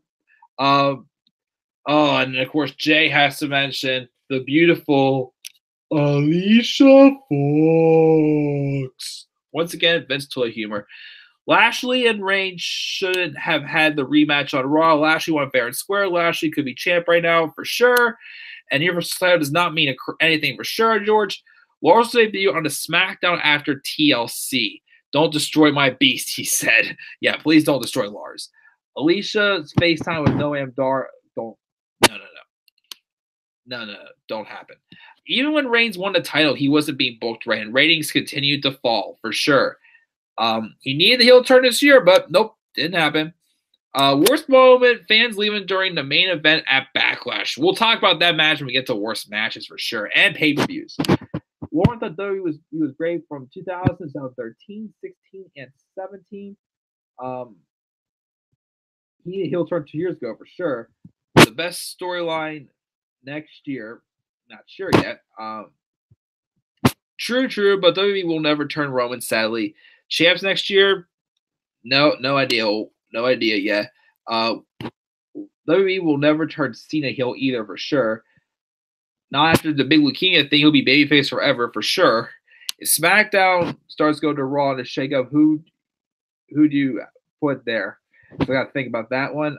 Becky beats Ronda for the Raw title at Mania for sure. Will SmackDown be pre-taped again once it airs on Fridays again? I don't think it is. Just wrestling time here. I'm just a sexy Kurt. I'll make your ankle hurt. Ronda may go to SmackDown corner rumors. I've heard that. Larry told me to sing it, and I sung it loud and proud. Hall of Fame inductions next year. Not sure. Hopefully Owen Hart. Best pay-per-view storylines this year. Best feuds, best turns, best matches. We're doing best feuds now, but we're doing I'm doing that stuff later on though. For sure. Vader would be a good one. Best segments. We'll get to that one later. A different stream. He deserves it. China needs to be in also. Long overdue. And apparently more entertaining than Raw. Lauren says Christian as well. Not sure what that means. Wait. Where was I at here? Lovely. Let me see here. Anything is better than Raw. Superstars who deserve to get paid the most, the stars who don't deserve to be paid a lot. Lesnar's the highest paid, don't know why. Retirement's not sure. Finn lasting in the Royal Rumble over an hour deserves to be a best. So yeah, he was the Iron Man of that. Hopefully Undertaker retires for sure. Becky Win will be good as well. My stream is a little bit broken. Has it become obsolete?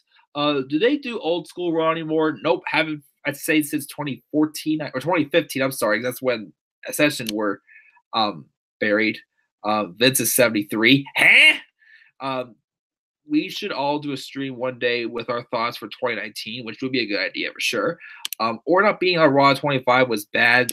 For sure. Here comes the best thing. Thumbs up for Mike performing the song. Everybody loved it. Nice seeing Mike's debut single. My debut single is apparently I Hate You. Geez, sure thing, Larry. Everybody's giving me a round of applause with that. Merry Christmas and happy holidays.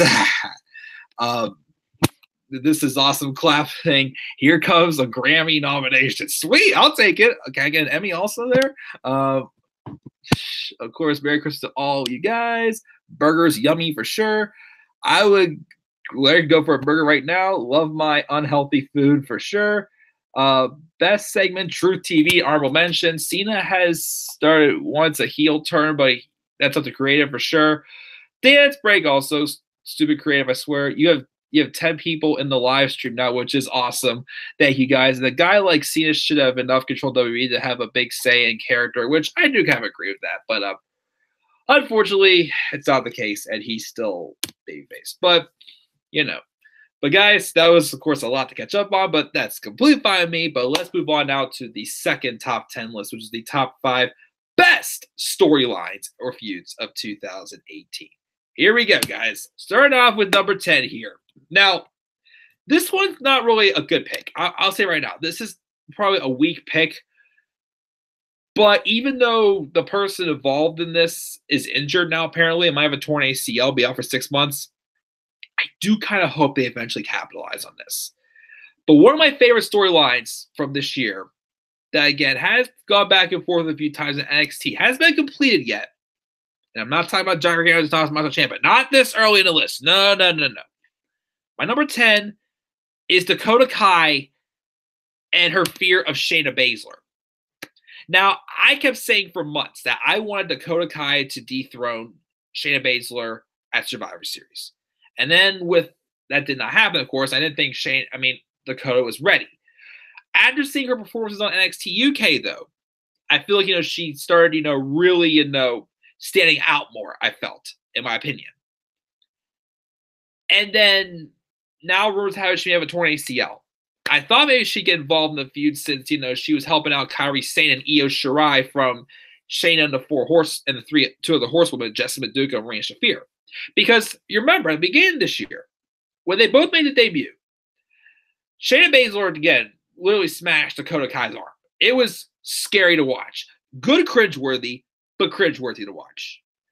And they started to think how Dakota Kai was terrified of Shayna Baszler. She had a match for the title sometime over the summer, trying to overcome her fear, which she kind of did, but she didn't quite win. She had another good match with her recently on NXT.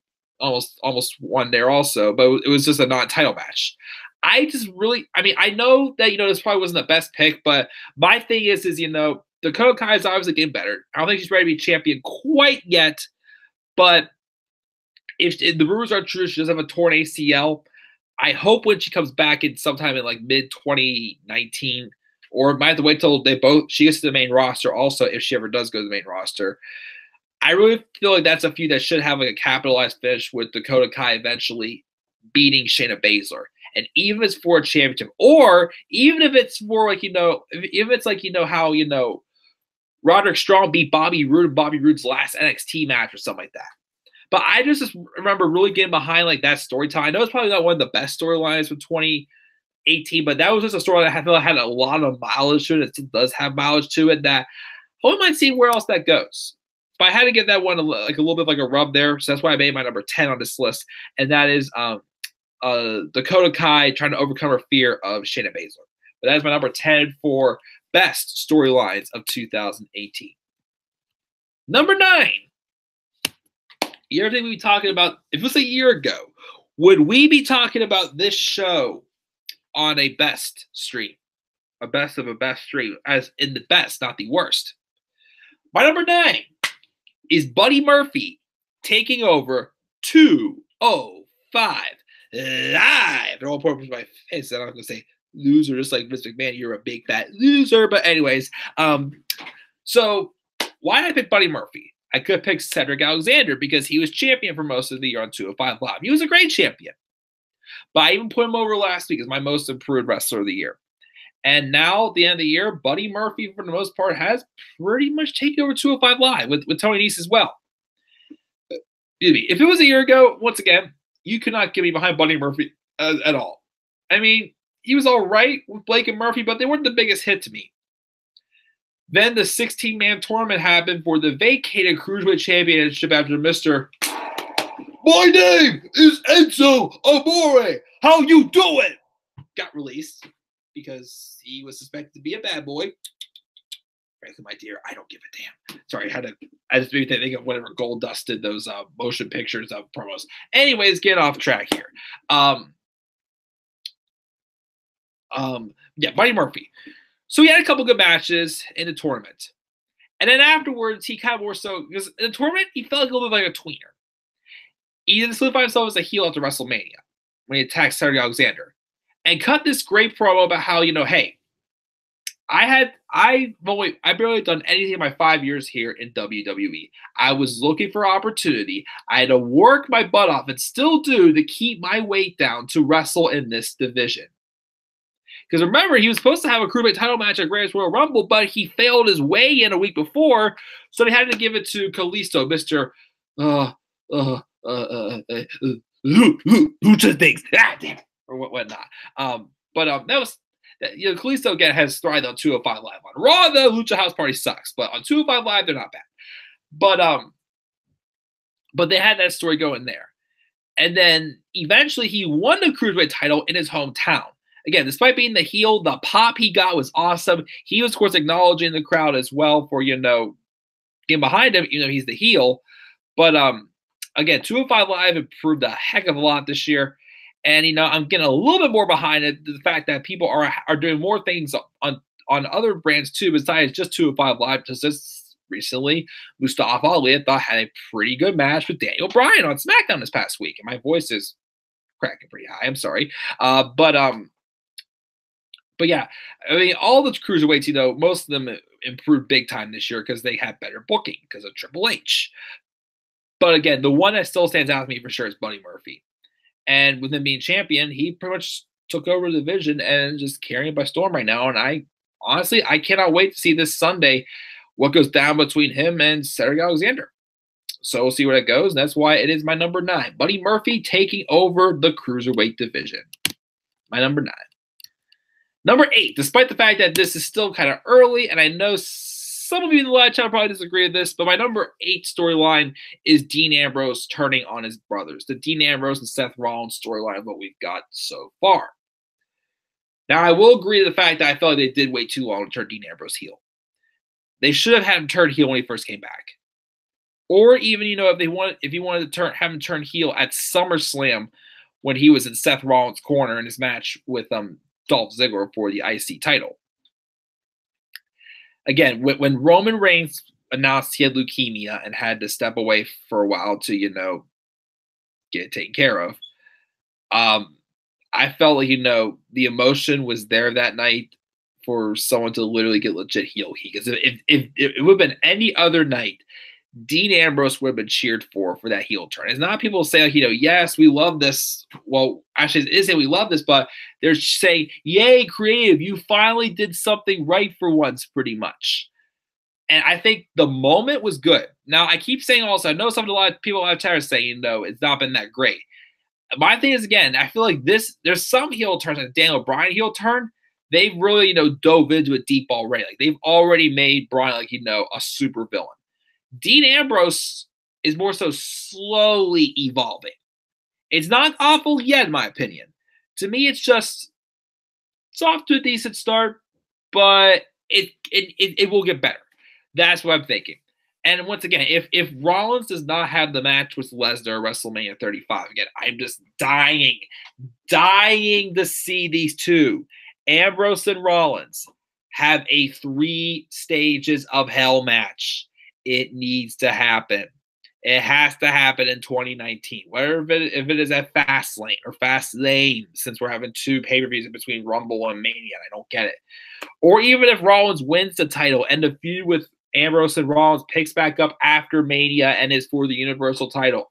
God bless you. I'm for that. Just some point in 2019, I want to see Seth Rollins, Dean Ambrose inside 3 stages of hell. And what wipes out fire? Water. That's why I need to take a quick drink for a second.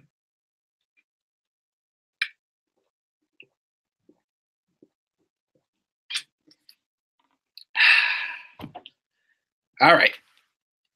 That is my number 8, though. My number 7. It's a feud that really jump-started Ricochet in NXT. Ricochet and Velveteen Dreams, anything you can do, I could do better. Obviously, Velveteen Dream came into 2018 with a lot of momentum. And he still has a lot of momentum right now going. Even though he's not won a lot of pay-per-view matches, he still comes out there looking strong in any loss he ever takes. and which is why his in-ring ability and his charisma and everything fit very well with Ricochet when Ricochet first came into NXT. When he first came in, debuting in the six-man ladder match for the debuting North American Championship.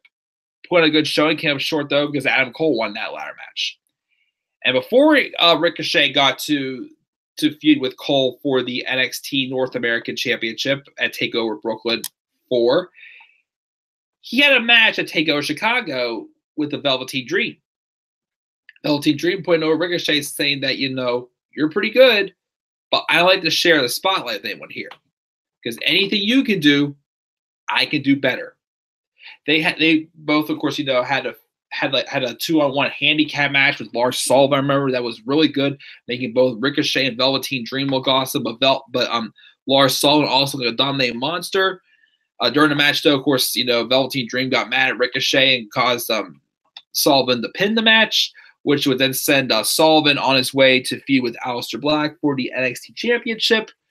And then we would see, Ricochet and Velveteen Dream just settle differences in the ring at TakeOver Chicago. It was an awesome match, and of course, my favorite moment of that was whenever Velveteen Dream was on the ramp, and he pretty much just trashing Ricochet, and Ricochet just came running out, did that big double flip or whatever in the air, over the top ropes, and onto the ramp, and landed right in front of Velveteen Dream. He's like, "You just did not do that to me, whatnot." Again, they had a pretty awesome match. It was a little shorter classic, but was still awesome. But it was just that simple little storytelling that just really made both these guys shine bright from the experience. But that is my number 7 on this list, is Ricochet and Velveteen Dreams. Anything you can do, I can do better. Number 6, the 3-year wait. Yeah, 3-year wait ended. Ronda Rousey overcoming the Authority. Of course, we've been waiting for Ronda Rousey coming to WWE for a while. Of course, we wanted it to be The Rock and Ronda versus, Stephanie and Triple H in a mixed tag match at WrestleMania. But it ended up being a Ronda Rousey and Kurt Angle. Even though, again, if it would have just been Kurt Angle and Triple H, it would have been dumb because Triple H was basically just saying the whole time, "Oh, Kurt Angle's just stupid." He would just remember that sucker punch that when Triple H just punched Kurt Angle and really bad, sucker punch that he gave Kurt Angle earlier this year on Raw. Whenever Kurt Angle was pretty much trying to cover up what Stephanie and Triple H said about Ronda Rousey and what Kurt blabbed at Elimination Chamber, and then once again the Authority making themselves look stupid, having Triple H still punch him in the face, making it obvious that, hey, thank you for covering up for us, but you're still an idiot and whatnot. But obviously, Stephanie McMahon has all the heat on her in general. People, like Stephanie McMahon make it easy to not like her. Well, the character, that is. And, we've been waiting since WrestleMania 31 for Ronda Rousey to just literally just rip off her arm. And that's what pretty much happened. Of course, even afterwards, here and there, we see Stephanie and Ronda run into each other. Stephanie tries to act like, her and Ronda are best friends. And then Ronda, except for the last time, Ronda usually just does the same thing as Stephanie all the time. It's pretty funny. But, the build to the WrestleMania 34, the match itself, WrestleMania 34, I thought was great as well. Again, Ronda Rousey, is she the greatest? No. Not WWE, no. Not the greatest, but she proved that she could still at least put on, a good match when given the right people to work with. Nia Jax and Alexa Bliss do not count.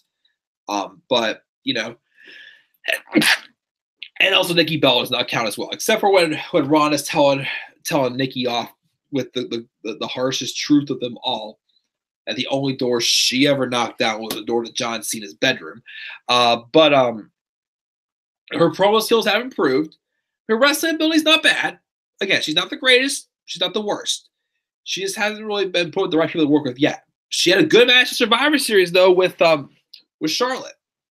I don't think she's going to have a good match tomorrow with Nia Jax. Dear Lord, that's the truth. That's not going to happen. A match with Nia Jax and Ronda Rousey will not be good. I'm sorry. It will not.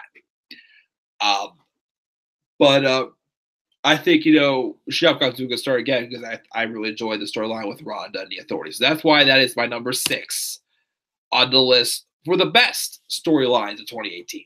So far, which is kind of a mad list so far, I gotta say. The better ones are 5-1. Number 10 is Dakota Kai getting over Fear of Shayna Baszler. Number 9 is Buddy Murphy taking over 205 Live. Number 8 is Dean Ambrose returning and turning on his brothers. Number 7, anything you can do, I can do better. And number 6 is Ronda Rousey overcoming the Authority. Check the live chat. See what we got here. Excuse me. Let's see here. Let me see here. Sounds really sad when I say this, but I don't think there was a storyline on the main roster that I enjoyed 100%, which is kind of true, which is why it was hard to make this list. Don't forget it is past Leo Rush's bedtime for sure. Bar and Big Show is the worst. Feuds that Lauren have are for this year are Daniel and Styles, Becky and Charlotte, Jeff and Orton, Kyrie and Shayna. We're good. Worst were Sammy and Lashley, Bar and New Day, Roman and Brock, Mella and Charlotte. Best feuds for Jay are best friends turning enemies, Ciampa and Gargano. You got that right for sure, my friend. Best Joe and Styles. Talk about that very shortly. Bard Show thing was definitely completely worthless. They probably only did that. Do you realize that they broke them up right after Big Show got Drake Maverick to piss himself? They probably only did that just for that to happen. Definitely Ciampa Gargano, Lawrence says.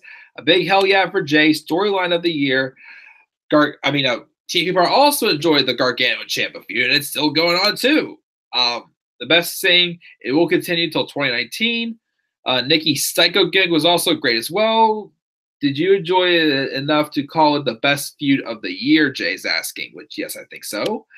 Buddy is the face of 205 pretty much right now. He's champion. Lawrence said she'll be back. Gargano and Ciampa feud is also best for Mark. Heels always pop cheers. Yeah, they do. They're more entertaining. The NXT UK tournament this year was kind of meh. Still call it a double turn with Alexander and Murphy, that Lauren's saying, which could happen. Cedric versus Murphy could have been a ladder match at TLC. I agree. Could have been.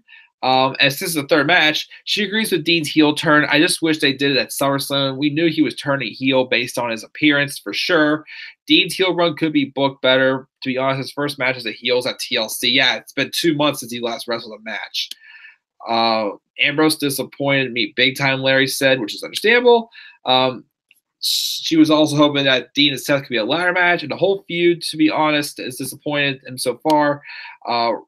Renee makes Dean's turn even more awkward. That's another problem, too. Again, claiming that, she doesn't know what's going on. Tia Cooper wants Renee to turn heel and help Dean win the IC title, which, again, could make things a little more interesting.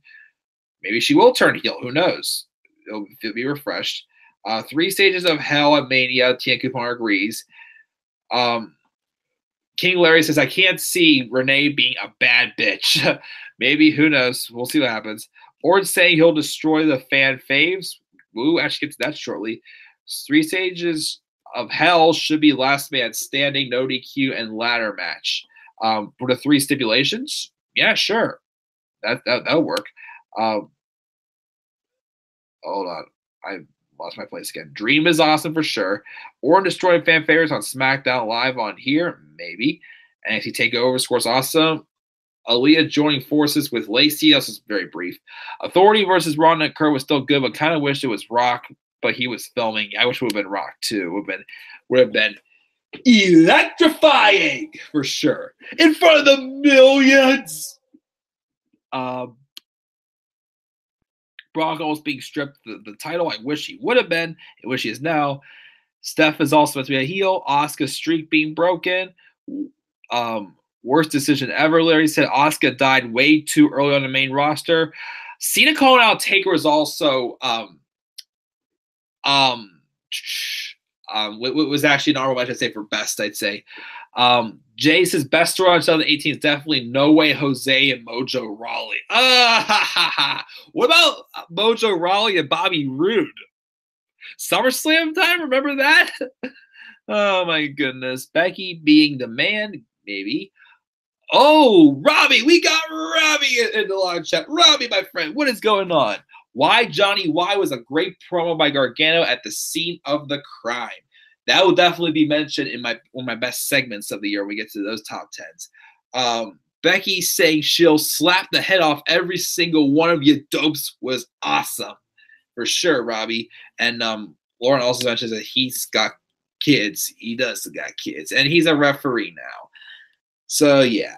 But let's get back to the review to the list. This is the final 5 for my top 10 best storylines of the year. And then we will do the live chat one more time, and then we will wrap it up here. Excuse me. Actually, before I go at it, let me just take another swig.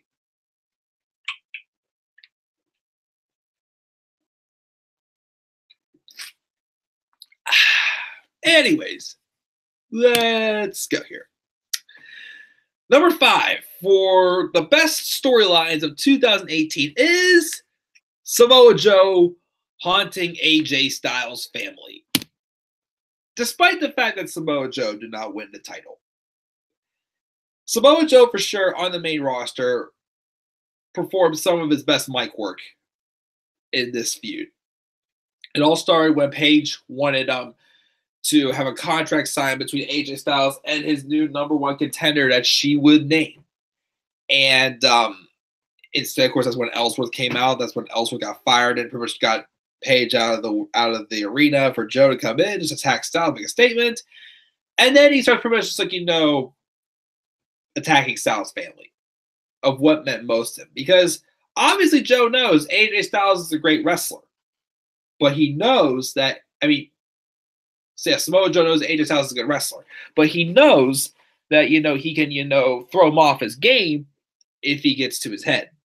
So that's why he started, just saying stuff how, AJ may be a good champion, but he's not a good daddy to you, Annie, huh? Isn't that the truth and whatnot? Of course, we had Wendy Styles and Annie Styles. Well, whatever their real, I forgot what their real last name is. But Wendy and Annie were at SummerSlam. They're playing more of the feud continuing on. Towards the end of that match, AJ Styles pretty much, Samoa Joe's like, hey, Wendy, I know I promised you daddy's coming home, but he's going to come from her or whatnot, which causes AJ to explode, lead to a disqualification, even though he got disqualified, but it didn't lead to a stipulation match at Hell in a Cell, which again made no sense. That should have been a Hell in a Cell match, Styles and Joe, I still feel. But the feud continued, of course, with the whole, oh, Wendy! Daddy's going to go night-night! Which was awesome. And then, of course, Samoa Joe did have a segment where this was a little bit weird, but he literally went to AJ's house and rung the doorbell, but apparently, and that's how they cut the show off that night. But he did eventually, get stopped by the police or whatnot. Basically, and Styles refused to press charges to get Joe fired because he wanted to, give Joe his money's worth, that he did, beating him at Hell in a Cell, even though AJ apparently tapped out, but the 3 count was registered first before the tap out. So they had the rematch. The match should have been just called No Holds Bar, but instead it was called No Countouts, No Disqualifications. There must be a winner. Isn't that No Holds Barred? But again, despite the fact that Joe did not win the championship, this was still a great feud. This was still a great storyline. Again, it was Samoa Joe on the microphone at his best. And you still got to give the man credit, even though at this point he may never be WWE champion. He deserves some type of title, though. Please, something. But we'll see what happens. So, number 5 is Samoa Joe haunting AJ Styles' family. Number 4, the 3.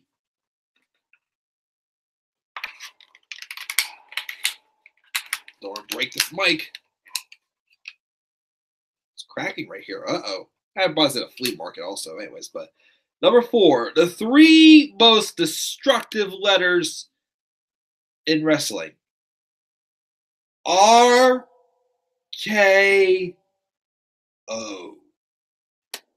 Randy Orton's mass destruction on all of our heroes because he feels that he doesn't get the respect he deserves as a legend. So he's going to knock them all off the pedestal. He started with Jeff Hardy.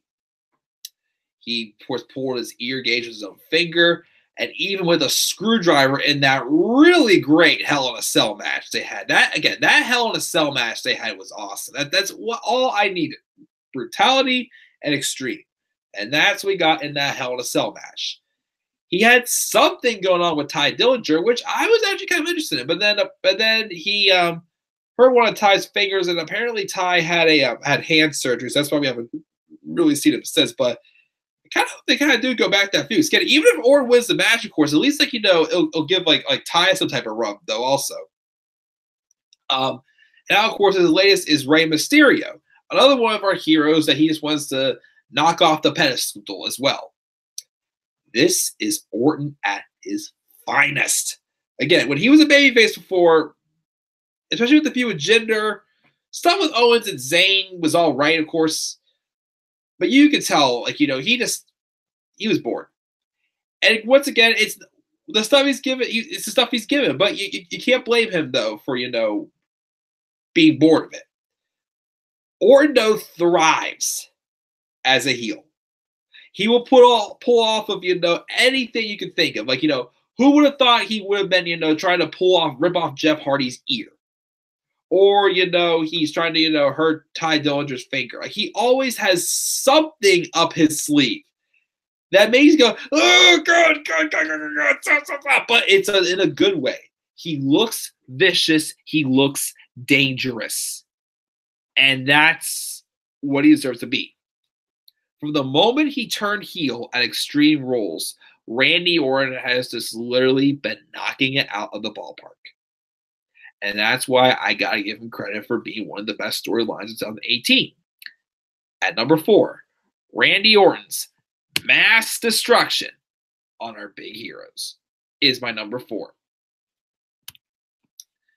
Number 3. Yes! Yes! Oh, that's right. I forgot. The movement's dead. But it was still alive again for one point. In 2018. My number 3 is Daniel Bryan's in-ring return. That story. Daniel Bryan, of course, had been, battling, with WWE to get cleared. Because obviously, and he made it clear, he had no plans to return after his contract expired this year if they weren't going to clear him. But obviously, WWE knew if him, and that's why, they try to pay him, Dolph Ziggler, and a lot of other superstars a buckload of money, give them what they want. Even though they'll always get what they want. But because they know if somebody starts to go somewhere else, they will probably draw the attention to that show, to that promotion, whoever it is. So Daniel Bryan got cleared. And of course, he gave that really great emotional speech about, him and Brie Bell, just showing the great relationship that the two of them have now. Which, again, if there's any couple that, I just look at it and say, I hope if I ever get married someday, that's how I hope, I'm like, I can't talk. The two of them, pretty much. They're just both great together. And of course, the birth of Birdie this year or last year. Birdie Joe Danielson. Again, still a weird name, but, credit where credit's due. Anyways, or was the year before, I can't remember where he was born. But he comes back, he immediately gets involved. Well, he was still kind of involved because the whole thing with him, Shane, and Owens and Sammy earlier this year was just a way of like, hey, this is just in case if something happens, I do get cleared. This is what will happen. Whatnot. And they were all set for it. He had the match at WrestleMania 34, which, wasn't really too much of a match, but just the way to, give Daniel Bryan, it was about, Daniel Bryan getting back in the ring and whatnot. Just, Owens and Zayn just had to be the perfect opponents for him. Of course, he feuded with Big Cass, which Big Cass's misbehavior backstage is what caused that feud to kind of slump. Maybe just another big man, little man feud. Boy, I haven't gotten that. This feud with The Miz wasn't bad, but could have been better. And now he's a heel. He's, killing it on the microphone and in the ring, of course. And if you don't like it, all I got to say is fickle, fickle, fickle, fickle, fickle, fickle, fickle, fickle.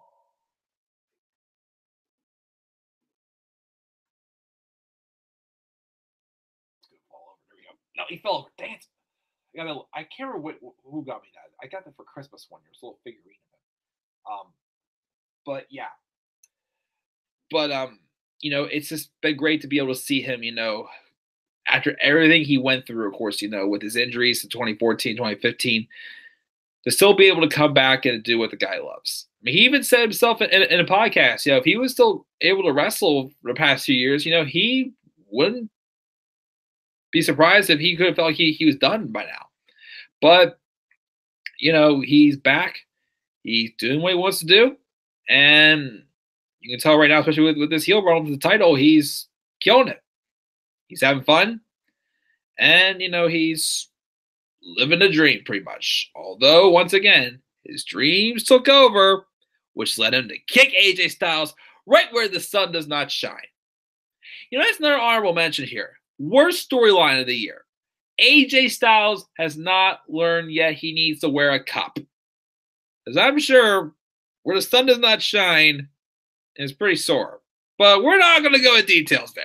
Anyways, that's my number 3, though. Daniel Bryan's in-ring return. Number 2, Becky Lynch becomes the man. Boy, boy, oh boy. Even though the WWE were trying to push her as a heel, when those small little nitpicks, of course, are taken out of the equation, Becky Lynch's run for the second half of 2018 has been gold. And you could say it all started with Money in the Bank. Because around that time, she was picking up the victory. She was earning her way into the ladder match. And even in the ladder match, she was booked as that person who just missed. But she kept picking up win after win after win after win that entire summer. And she felt like she was ready to be put back into the championship match. The championship feud. So she had to get that by beating the champ herself. She did. But then Charlotte came back after she getting one of her boobs fixed. And all of a sudden, oh, you know what, Charlotte? You can have a shot also to get in that match if you want. She wins. Becky seems a little bothered by that. The match happens at SummerSlam. Becky's about to win, and who steals that moment from her? Charlotte herself. Becky turns on Charlotte, which we're supposed to believe was a heel turn. But honestly, we wanted Becky to do that because of how many opportunities Charlotte got. From there on out, Becky was just, just being a badass on the microphone and in the ring, being savage, calling her former best friend a bitch. She then beat Charlotte clean at Hell in a Cell to take the title. Their match at Super Showdown, I wasn't a fan of it. But it's set up for that last woman standing match at Evolution, which should have been the main event. Once again, that match made Becky look like an absolute badass. And it made Charlotte look like a badass also, of course, too. And Becky beat Charlotte there. Moment of her career, I gotta say. Oh, no. That wasn't the moment of her career. Even though she didn't get to have the match at Survivor Series, Becky's highlight moment for me, I mean, the promos her and Ronda had against each other, on different shows, of course, were awesome. But the beatdown that Becky put on Ronda Rousey and the entire Raw women's roster is unreal.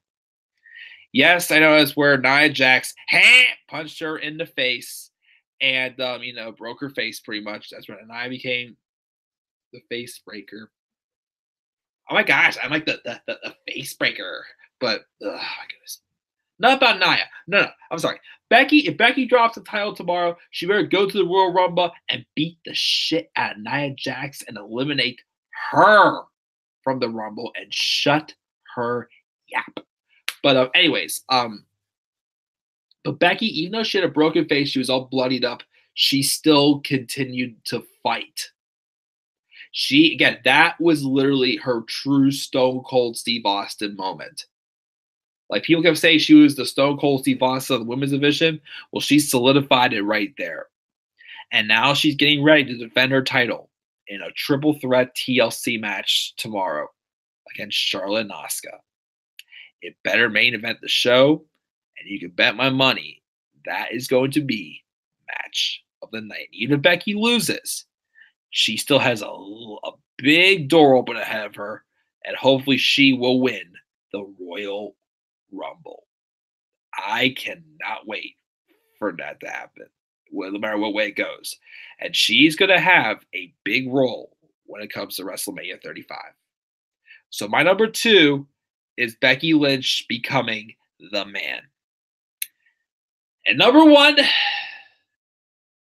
is no doubt about it. Johnny Gargano and Tommaso Ciampa's feud. That is still not over, but it's still going great. We knew this was going to steal the show for 2018.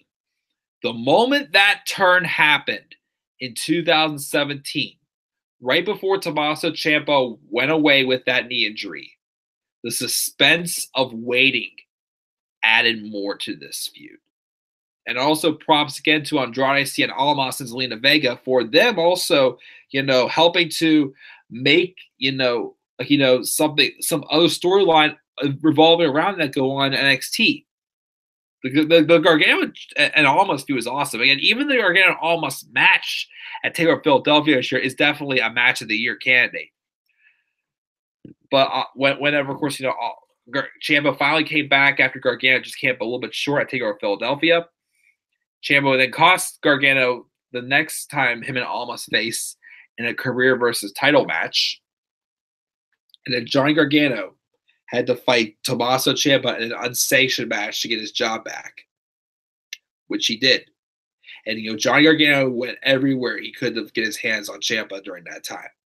He even went to Ciampa's house at 3 o'clock in the morning and banged on his door and would not leave him alone. He won the unsanctioned match, and then Gargano set his sights on Aleister Black and the NXT Championship. Gargano got away once again. Ciampa got away once again. They had a street fight where, of course, they did a brawl similar to how the turn happened at Chicago a year earlier.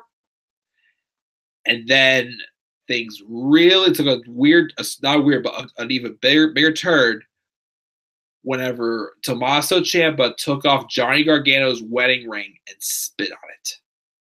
That's where Gargano snapped in that Chicago street fight. That still might be my match of the year, that Chicago street fight. And then Johnny just went nuts, but it costed him, as Johnny would then lose. Even though he handcuffed Tommaso Ciampa, he still lost when Ciampa hit a draping DDT on Gargano into the exposed floor. Now, it kind of been a little bit of a weird hiccup because it was supposed to be, of course, a triple threat at TakeOver Brooklyn 4, but Aleister Black had groin surgery. But then they put that thing with him, who attacked Aleister Black, and to, fill that up.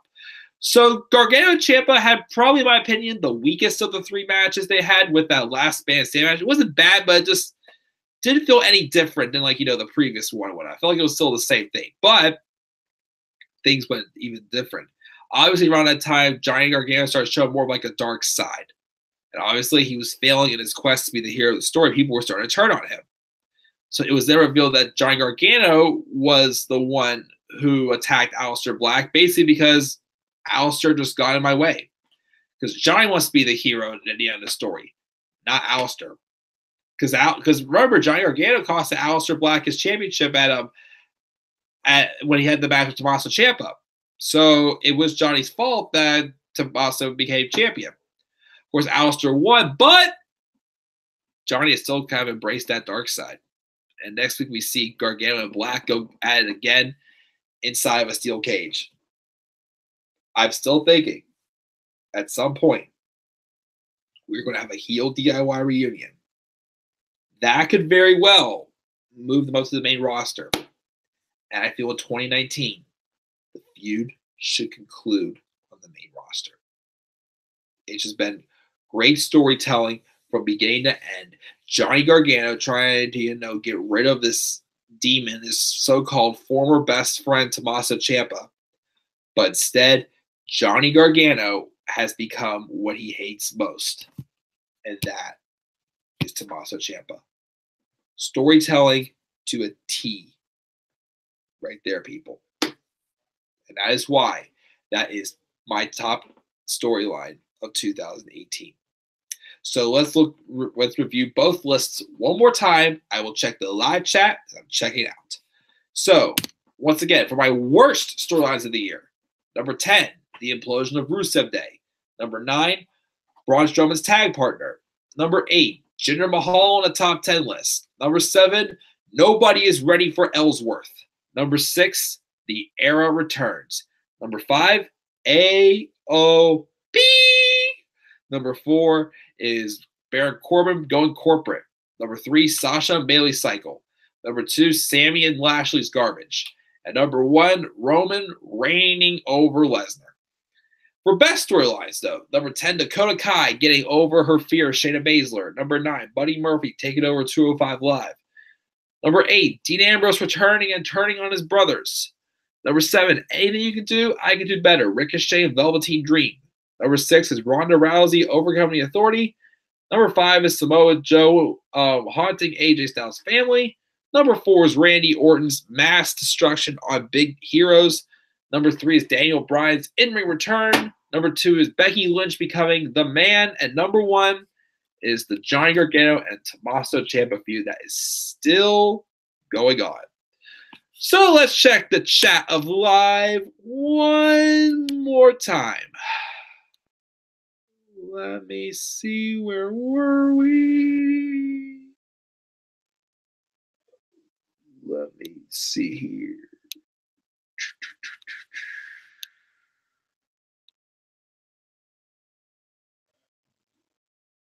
Let me see here. Oh, we're right here. Mike, did you eat a whole cane? What are you talking about there, Larry? Oh, Wendy, for sure. You monster, you. Oh, yes. I put Joe insulting Styles' family in the top 3. This is when Joe should have won the title for sure. Everybody's crying about Wendy. That was definitely awesome television. The new Daniel Bryan for sure was awesome, is awesome as well. WWE set up Batista for his Triple H for Mania being confirmed at SmackDown 1000, which could be, but again, depends, since Triple H had that torn pectoral muscle, unfortunately. Shaw attacking Ronda and turning heel again. Of course, that was a good segment. Well, part of the match. The Truth and Mel Alliance has been a good story. My face when the microphone broke. Geez, it's probably priceless. I'm disappointed that we didn't get Joe invading all the Wendy's restaurants, which could have been funny. Randy's storyline is the best storyline going on today. Lauren thinks Jeff and Orton at Hell in a Cell should be up for match of the year. Possible, I'd say, in the top 10. Orton was the only heel on this main roster to keep his momentum for 2018. I agree.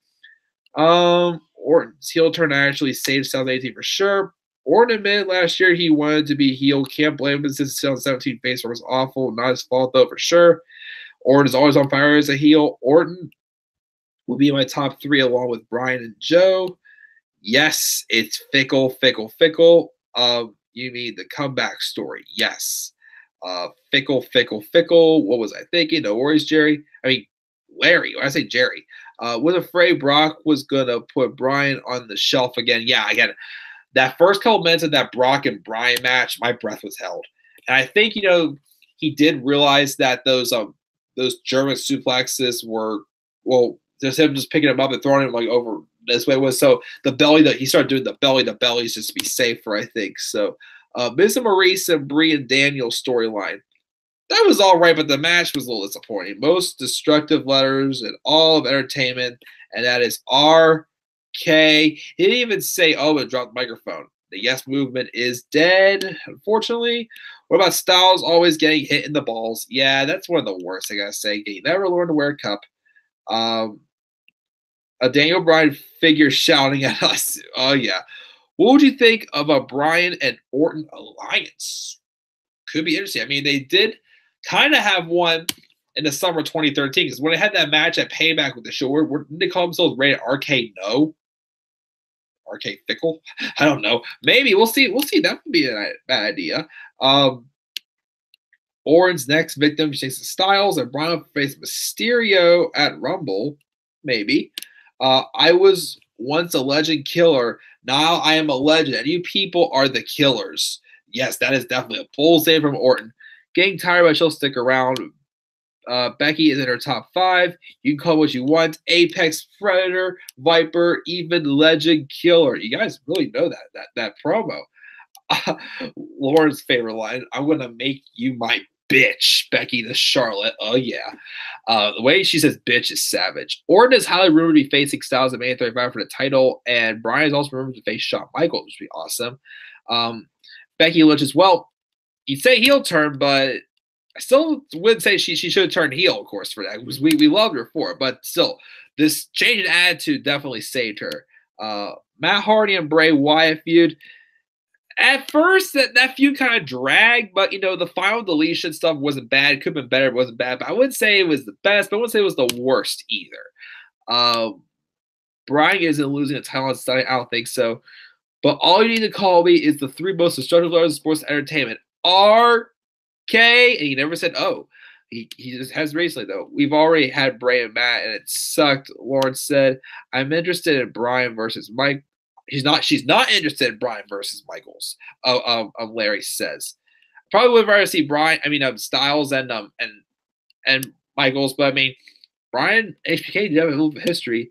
You want to know why I did what I did? I did because of you. Look in the mirror because of each and every one of you. Jeez, you guys know how to quote that. Not going to be the same with a bald 53-year-old Shawn Michaels.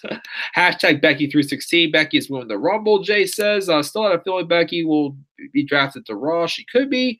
Either her or Charlotte going to Raw. Becky and Styles for Rumbles.